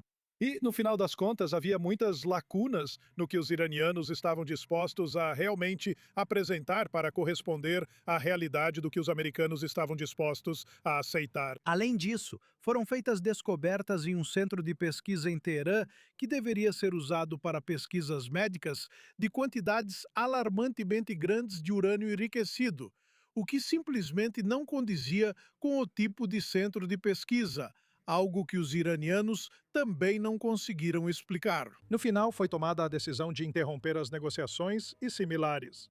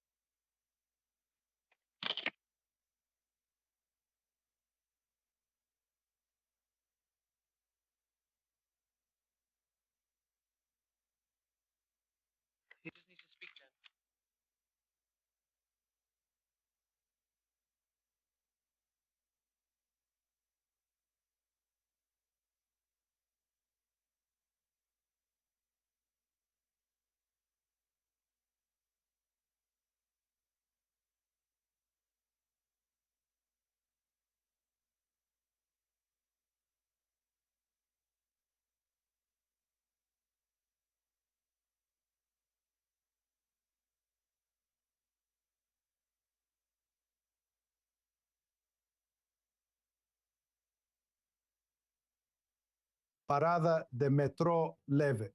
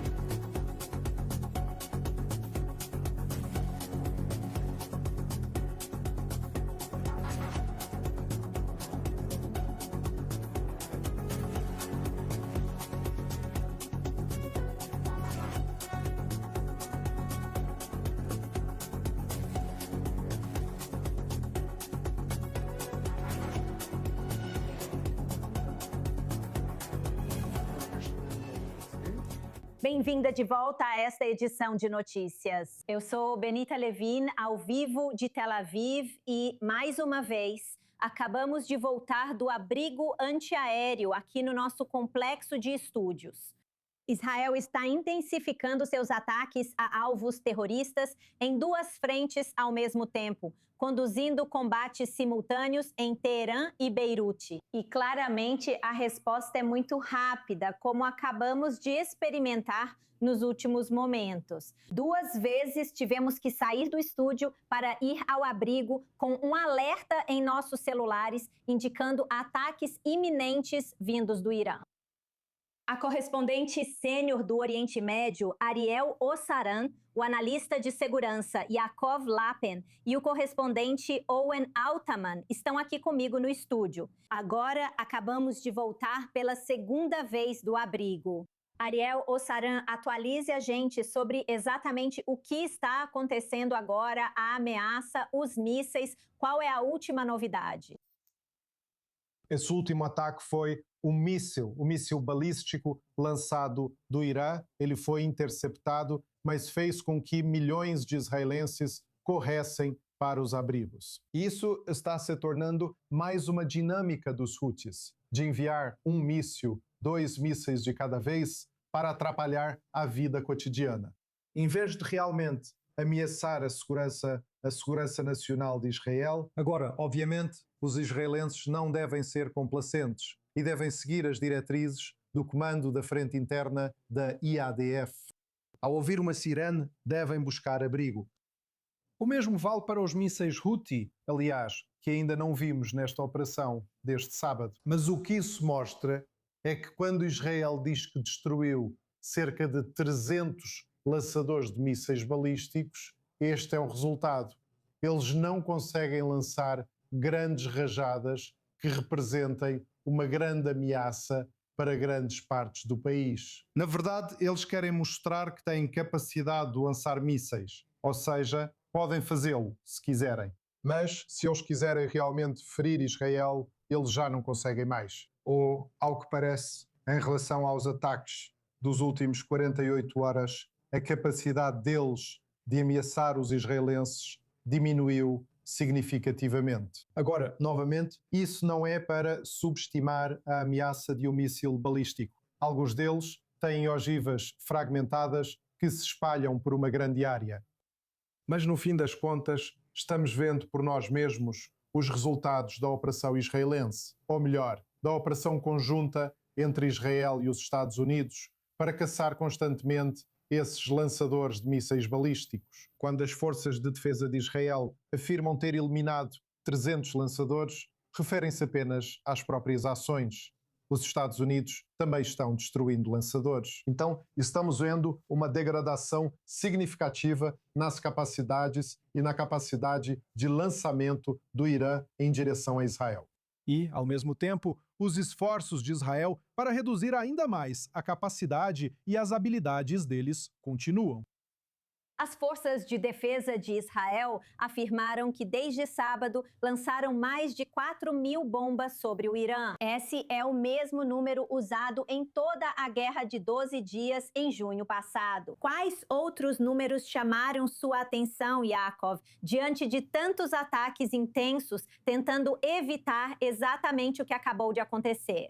Sim, é até mais do que o número lançado na Guerra de 12 dias. Então, em 4 dias, a Força Aérea de Israel superou em termos de eficiência e taxa de produção de ataques. Por falta de uma palavra melhor, superou o que realizou em 12 dias, só em junho. Isso mostra que houve preparativos muito intensivos para essa operação. Como é que a mesma Força Aérea, enfrentando um inimigo à mesma distância, consegue lançar muito mais vezes munições em mais alvos? É um trabalho fenomenal da Força Aérea Israelense, da inteligência militar e do Mossad. A lista de alvos é descoberta diariamente, várias vezes, incluindo essa instalação nuclear secreta nos arredores de Teherã, um dos muitos alvos atingidos. Foram 300 ondas de ataques só nas últimas 24 horas, 1.600 missões desde sábado. Esses números são fenomenais. E tudo começa com aquele único sobrevoo histórico de 200 jatos, o maior sobrevoo da história da Força Aérea Israelense, desde 1948. Nunca antes, 200 jatos decolaram e realizaram esse tipo de ataque inicial, abrindo caminho para a superioridade aérea e abrindo caminho até Teherã. Então, realmente, a Força Aérea Israelense aqui está simplesmente fazendo história. Acredito que o que eles fizeram será estudado por forças aéreas do mundo inteiro por anos. Fique com a gente, vamos discutir mais em alguns instantes. Agora gostaria de chamar novamente nossa correspondente Joe Brown. Ela fala conosco de Tel Aviv. E Joe, da última vez que conversamos, fomos interrompidas por uma sirene de alerta. Onde exatamente você está agora? Que atualização você pode compartilhar? Sim, da última vez que conversamos, eu estava contando a história de Purim. No Irã, já ouviram a Megillah tantas vezes que ficaram entediados e quiseram acabar com isso. Então eu decidi vir até aqui para uma estação de metrô leve. Isso fica bem abaixo do solo. Então, também serve como abrigo. E é um abrigo grande. Tem muita gente aqui ao meu redor que está ficando aqui por horas a fio. Muita gente trouxe seus sacos de dormir, trouxeram animais de estimação junto, e é isso que as pessoas em Israel têm que fazer. Muita gente mora em prédios que não estão atualizados, não têm abrigos construídos dentro deles. Então, ao invés de descer quando recebe o primeiro alerta e são 2 da manhã, você está cansado, sem dormir e não sabe onde estão seus sapatos.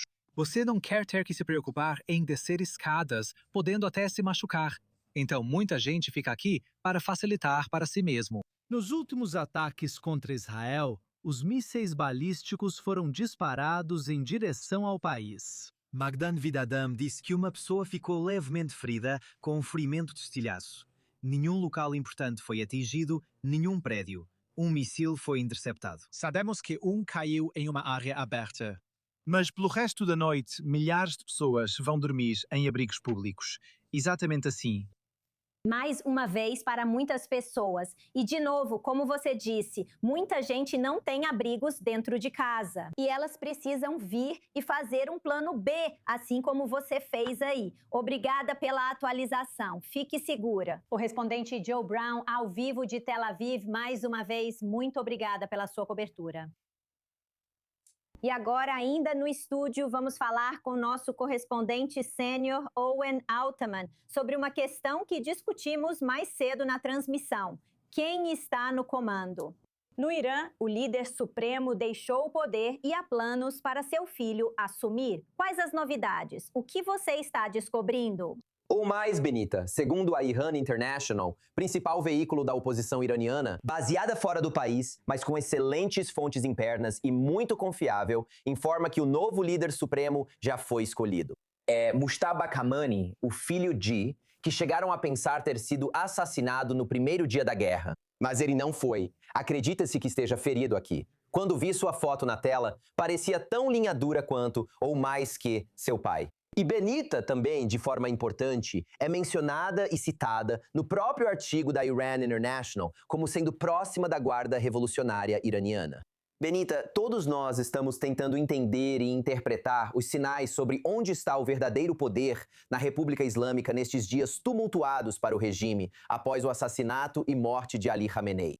A Guarda Revolucionária sempre foi uma das instituições mais importantes do país. Trabalhou próximo ao ex-líder supremo e, segundo a Iran International, teve papel relevante na escolha do sucessor. E também, Benita, um relatório da Iran International, na noite do primeiro dia da guerra, informou que o IRGC, que é a Guarda Revolucionária, queria que um líder supremo fosse escolhido rapidamente e compreendido. Mesmo naquela época, havia dúvidas se a Assembleia de Especialistas, órgão constitucional que escolhe o líder supremo, conseguiria se reunir para cumprir essa tarefa, devido às condições da guerra. E então, a Guarda Revolucionária. Segundo o relatório, eles buscavam uma forma legal de contornar a Assembleia de Especialistas e escolher o líder supremo de outro modo.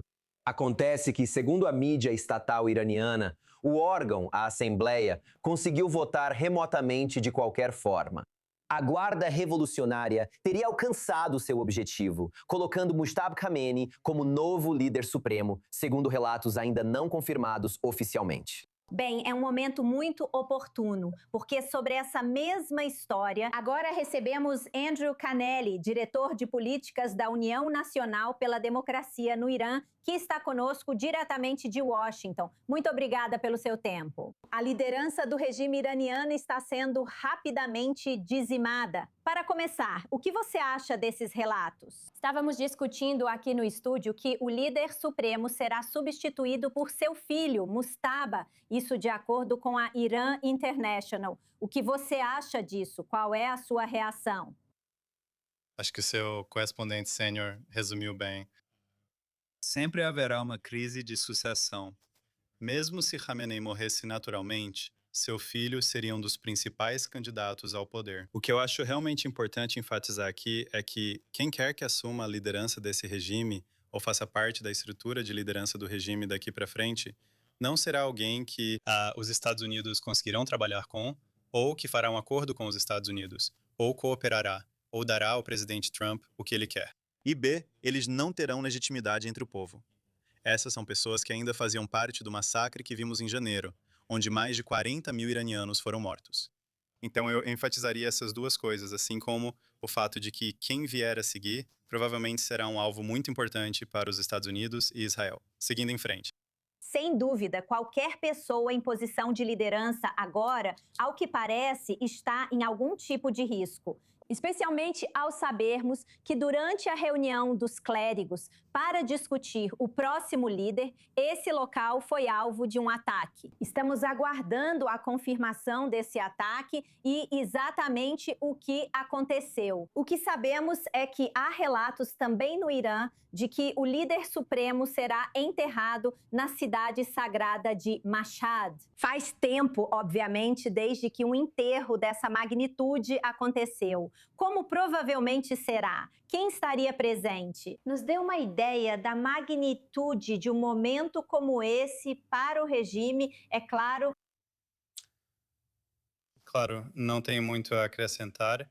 Reafirmo que todas essas são grandes reuniões que, na minha opinião, seriam alvos dos Estados Unidos e Israel. O mais importante é observar o que esperamos ver daqui para frente. O secretário de Estado Marco Rubio e o presidente Trump afirmaram que a operação deve entrar em nova fase. Esperamos, assim, a continuidade dos ataques à liderança política e militar, bases de mísseis e forças repressivas do regime. Não há dúvida de que esse tipo de ataque militar vai continuar. Mas o que você acha das notícias de que Donald Trump está aberto a fornecer armas para grupos de milícia que se opõem ao regime? Qual a sua opinião? Olha, eu acho que há dois resultados bastante desastrosos dessa operação.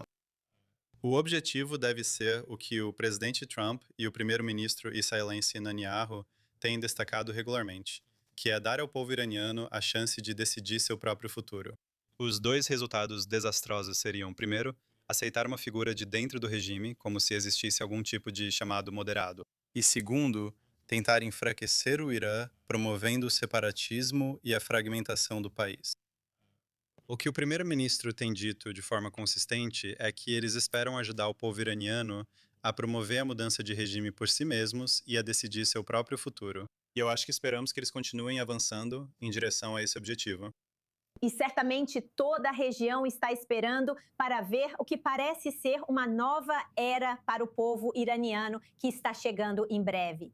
Andrew Khalili, diretor de políticas da União Nacional pela Democracia no Irã, ao vivo de Washington, D.C. Obrigada por participar desta edição de Notícias de Última Hora. E falando em notícias de última hora, estamos recebendo relatos de que o regime iraniano tem estado muito ocupado agora, lançando mísseis contra o Catar. Ariel Ossaran, correspondente sênior no Oriente Médio, qual a atualização? Sim, o Ministério da Defesa do Catar informou recentemente que o Irã lançou 2 mísseis balísticos contra seu território. Um foi interceptado com sucesso e o outro atingiu uma área próxima à base americana de Al-Judaid, que fica perto de Doha. Agora, isso seria o indicativo de que os iranianos estão continuando, você sabe, mantendo o ritmo, tentando pressionar os países do Golfo, pressionando os Estados Unidos para tentar acabar com essa guerra. Mas, quanto às declarações vindas desses países, eles dizem que estão reservando seu direito à autodefesa. Mas não estamos vendo eles exercerem esse direito. E o motivo para isso é porque eles não querem ver ou não querem que seja visto a imagem deles, lutando ao lado de Israel, mesmo que seja contra o Irã, um país que os ataca continuamente. Os Emirados Árabes Unidos disseram no início desta noite que resistiram a mais de 1000 ataques iranianos, mais do que qualquer outro país que foi atacado pelo Irã. E dos outros 9 países juntos, os Emirados Árabes Unidos estão sofrendo o peso dessa agressão iraniana. E temos que lembrar que os Emirados Árabes Unidos são dos principais parceiros comerciais do Irã. 30 bilhões de dólares só no ano passado em comércio entre os dois países. Então isso é uma escalada muito significativa. Os iranianos sabem como entraram nisso, mas não está claro como vão sair. Só quero acrescentar um ponto em relação a Mujtaba Kamini. Se ele realmente for eleito e colocado como o novo líder supremo, ele pode ser o líder da República Islâmica, mas não será supremo. Ele não tem a mesma influência que seu pai tinha. Quem é realmente visto como o indivíduo que não só levou adiante o bastão de Khomeini, o pai da República Islâmica, mas que realmente colocou isso em prática e estabeleceu a República Islâmica em sua posição atual. Como está o principal entendimento, a expectativa de uma República Islâmica sob Mujtaba Amenei é que ele pode estar na posição do líder supremo, mas haverá muitos elementos que tentarão minar sua autoridade, tentarão avançar suas próprias agendas. Algumas dessas agendas podem ser ainda mais agressivas em relação a Israel e ao Ocidente. Mas quanto à sua própria posição como líder supremo, ele não é o sucessor de seu pai, mesmo que compartilhe o mesmo título. Ah, sabe, é interessante considerar o que você está dizendo. Mojtaba Kamini, Ariel, é claramente um sinal da má saúde do regime e, de certo modo, de tudo o que está acontecendo. Esse era um regime que tinha como ideal uma combinação de Islã fanático e modernidade. Sistemas corretos de eleição popular, ou comitês que selecionam pessoas com a ideia de escolha por mérito, até para o líder supremo. Claro, o mérito distorcido da República Islâmica, mas ainda assim, mérito. E por causa da incapacidade deles de se unirem, a única maneira que conseguem é escolher o filho de. Isso é um sinal de decadência. Eu vejo isso como um sinal de decadência dentro do regime. Já vimos isso em regimes historicamente que passam de sistemas de mérito para sistemas de descendência patrilinear, de escolha de sucessores. E vemos isso aqui também. Aliás, só no Oriente Médio você dispararia 1000 mísseis e drones contra um dos seus principais parceiros comerciais? Só imagine isso, né? Um dos principais parceiros comerciais. Como Ariel disse, agora é atacado pelo país com que faz comércio e pelo Catar. O regime iraniano não tem precisado de desculpas para lançar mísseis e drones contra os países do Golfo. Se for verdade que o Catar atacou o Irã, como relatado hoje na mídia israelense, os cataríes não confirmaram nem negaram isso. Isso pode ser visto como resposta iraniana, alinhada aos valores em relação a Israel. Uma resposta fraca, com só 2 mísseis balísticos, em vez de uma grande barragem, como vimos antes. Os iranianos também miraram a embaixada dos Estados Unidos em Riad. Qual seria a provável reação da Arábia Saudita? Por quanto tempo mais essas nações podem simplesmente suportar esses ataques? Veja, eles possuem muitas defesas aéreas, a maioria americanas. Segundo relatos, os Emirados Árabes Unidos possuem sistemas israelenses e estão fazendo um ótimo trabalho. Só ouvimos falar dos casos que passam, mas vale analisar os números. A maioria dos VANTs e dos mísseis aos quais os países do Golfo foram submetidos foi interceptada. Na verdade, este é o primeiro grande ataque que enfrentam e estão indo bem, aprendendo rápido. Tenho certeza de que eles estão recebendo assistência de, vamos chamar assim, atores externos para melhorar suas defesas aéreas. E no final das contas, acho que eles vão sair disso muito mais fortes em termos de capacidade de defesa. Agora, o desafio que eles enfrentam é maior do que o desafio que nós enfrentamos, porque eles estão mais próximos do Irã. O Irã tem muito mais mísseis de curto alcance que podem atingir esses países do que mísseis balísticos de médio alcance do tipo que está lançando contra nós. Aqui em Israel, o Irã tem mais drones que podem alcançar esses países do que a quantidade de drones que podem nos alcançar. Então, o desafio que esses países do Golfo estão enfrentando é certamente maior do que o desafio que estamos enfrentando. Eu acho que eles estão indo muito bem, considerando que é a primeira vez deles e a dimensão do desafio.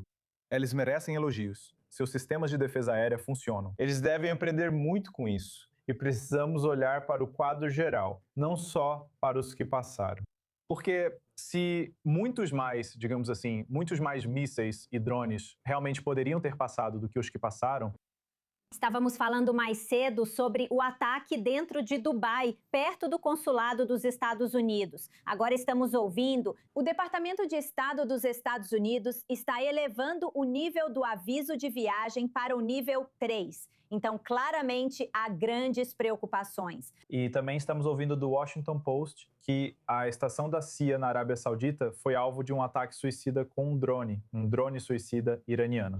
Não sabemos os resultados desse ataque, mas esse é outro ataque, sabe? Parece que os iranianos realmente mapearam todos os ativos americanos no Golfo e estão indo atrás deles. Pelo menos. Este é um alvo militar, não um hotel ou um prédio residencial.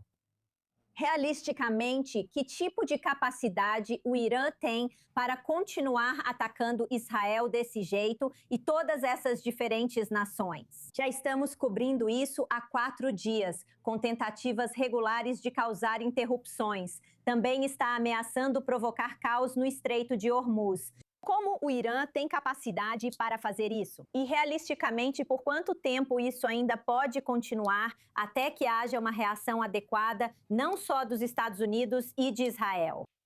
Sim, quanto ao tempo que podem fazer isso, veja, eles conseguem e estão se controlando. Eu acho que as rajadas que estamos vendo agora, nesta noite, são menores do que as rajadas que vimos no início desta guerra. E isso não é só porque eles têm poucos lançadores, acho que também é porque os iranianos estão se controlando. E o que eles realmente buscam em relação a Israel agora é causar perturbação. Eles querem aterrorizar e desmoralizar. Esse é o principal objetivo para continuarem agindo assim. Acho que veremos as rajadas diminuírem e eles terão cada vez mais dificuldade. À medida que a Força Aérea Israelense se aproxima dos últimos cerca de 100 lançadores que nos ameaçam, isso também beneficiará os estados do Golfo. Sobre a segunda parte da sua pergunta, acredito que já passou da hora dos países do Golfo deixarem a neutralidade e se unirem ao ataque. Eles estão sendo atacados. Isso é uma declaração de guerra à soberania deles por parte de um terrorista. Um regime jihadista e fundamentalista que basicamente não reconhece a soberania deles. E isso fica óbvio pelos ataques. Então, alguns desses países, especialmente os sauditas, têm um poder aéreo sério, poder aéreo ofensivo. E para eles se contentarem apenas com a defesa, na minha opinião, só incentiva ainda mais os iranianos. Se eles acham que vão diminuir a tensão, tudo o que estão fazendo é dar mais incentivo para o valentão terrorista do outro lado da água atacá-los. Eles deveriam deixar de ficar em cima do muro e começar a reagir de forma proativa e ofensiva, porque estão sendo atacados da maneira mais clara possível. Sobre o Estreito de Hormuz, já sabemos disso. O próprio Donald Trump foi à sua própria rede social há poucas horas, dizendo que a Marinha dos Estados Unidos começaria a escoltar petroleiros por essa via navegável. E, claro, uma tão significativa para a região. Sim, vamos lembrar que a China, por exemplo, depende de uma porcentagem muito grande do seu petróleo dessa região. Cerca de 90% do petróleo iraniano é vendido para a China. Acho que isso representa em torno de 50% a 15% das importações de petróleo do Irã. Mas ao somar o petróleo saudita, iraquiano e dos demais países do Golfo, acredito que seja muito. Provavelmente é mais de 40% do petróleo que a China importa. Então acho que a China está realmente bastante preocupada com a interrupção do seu fornecimento de petróleo. Não é irônico que a Marinha dos Estados Unidos proteja o fornecimento de petróleo da China? É extremamente irônico, porque faz sentido, pois é um só mercado de petróleo. Parece irônico, porque antes dessa guerra, continuávamos recebendo relatos sobre a China enviando misturadores planetários para o Irã. Esses são misturadores usados para criar combustível sólido para o programa de mísseis do Irã. Então, se os chineses têm ajudado o Irã a reconstruir seu programa de mísseis, eles têm participação direta em provocar esse conflito. Um dos principais gatilhos do conflito é o programa de mísseis iraniano e a determinação de Israel em detê-lo. Assim, vemos a China prejudicando seus próprios interesses energéticos. Talvez achassem que conseguiriam controlar. Não foi o que ocorreu. Ao armar e apoiar o programa de mísseis do Irã, isso acaba gerando uma explosão. Literalmente, isso leva a uma explosão. Vamos mudar agora para algo um pouco mais positivo. Claro, sabemos que há dezenas de milhares de pessoas que estão presas fora de Israel, querendo voltar para casa. Ninguém sabe, é claro, quando isso provavelmente vai acontecer. Mas a ministra dos Transportes, Miri Regev, aprovou a abertura do espaço aéreo já a partir de quarta-feira à noite, no que ela chamou de uma forma gradual. Obviamente, isso dependeria dos desdobramentos desta guerra, mas seria uma grande vantagem para trazer as pessoas de volta para casa. E para aqueles que precisam sair e sair rapidamente. Olha, fiquei preso em Paris durante a Primeira Guerra do Irã, em junho. Parece um paraíso, mas não é. Mas você fica separado da sua família. No meu caso, bastante separado, pelo menos do centro de gravidade do nosso trabalho aqui como jornalistas. É uma situação muito variada. É difícil para as pessoas financeiramente, em muitos casos. Difícil para as pessoas também em relação à vida familiar, à vida profissional. É fundamental que o governo faça o possível para trazer as pessoas para casa rapidamente. Sinto que o processo foi mais rápido desta vez do que em junho. Estão surgindo formas cada vez mais criativas de trazer as pessoas de volta. Que o processo com as companhias aéreas pode ser um pouco menos caótico, pelo menos do que foi em junho, porque o processo, em muitos casos, foi absolutamente horrível. É positivo que lições tenham sido aprendidas, mas ainda há muito a fazer. Precisa ser seguro, organizado, e é bom ver o governo progredindo. Acho que, claro, é um testemunho, como dissemos nas últimas horas. Um testemunho das conquistas das forças aéreas dos Estados Unidos e de Israel, que conseguiram reduzir em 70%, de acordo com o que foi noticiado pela mídia israelense nas últimas horas, uma redução de 70% na taxa de disparos em Israel, o que certamente ajuda no processo de reabertura dos céus. E há pouco tempo ouvimos relatos de que a Jordânia reabriu seu espaço aéreo. A repórter sênior do Oriente Médio, Ariel Ossaran, isso seria significativo, é claro, para toda a região, se todos esses aeroportos puderem voltar a operar livremente. Esperamos que em breve. Se bem, esse não será o caso em lugares como Dubai, Abu Dhabi, Doha ou mesmo no Kuwait. Alvos em áreas muito mais próximas do Irã e danos foram causados a esses aeroportos como resultado de ataques de drones iranianos. E, portanto, essa ainda é uma situação em evolução. Além disso, a decisão em Israel pode ser alterada se virmos um ressurgimento no ritmo dos lançamentos iranianos, o que não é o cenário mais provável, e é por isso que essa é uma avaliação calculada daqui para frente. Mas isso mostraria, sabe, quando o presidente Trump diz que espera que essa campanha dure de 4 a 5 semanas. E ainda estamos no 4º dia falando sobre reabrir os aeroportos dentro da primeira semana. Isso indica uma avaliação significativa e otimista em relação a como essa operação vai se desenrolar e como. Estados Unidos e Israel devem seguir degradando as capacidades de lançamento do Irã. Quando isso ocorrer, continuaremos trazendo atualizações para você imediatamente. A correspondente sênior para o Oriente Médio, Ariel Ossaran, o analista de segurança, Yaakov Lapen, e o correspondente sênior, Owen Altman. Agradeço muito por estar aqui nesta cobertura longa e interrompida, que fez toda a diferença. Obrigada pelas atualizações e insights. Obrigado por reportar, por apresentar desde as 16 horas desta tarde. Parabéns mesmo.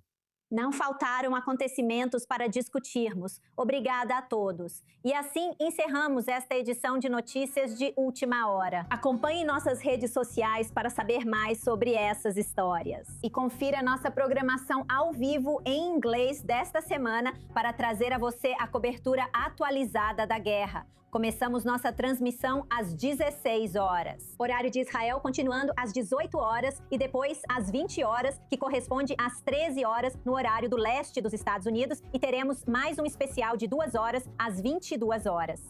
Horário de Israel equivalente a 15h. Horário do leste dos Estados Unidos. Junte-se a nós. Eu sou Beniza Levin em Tel Aviv. Obrigada por assistir.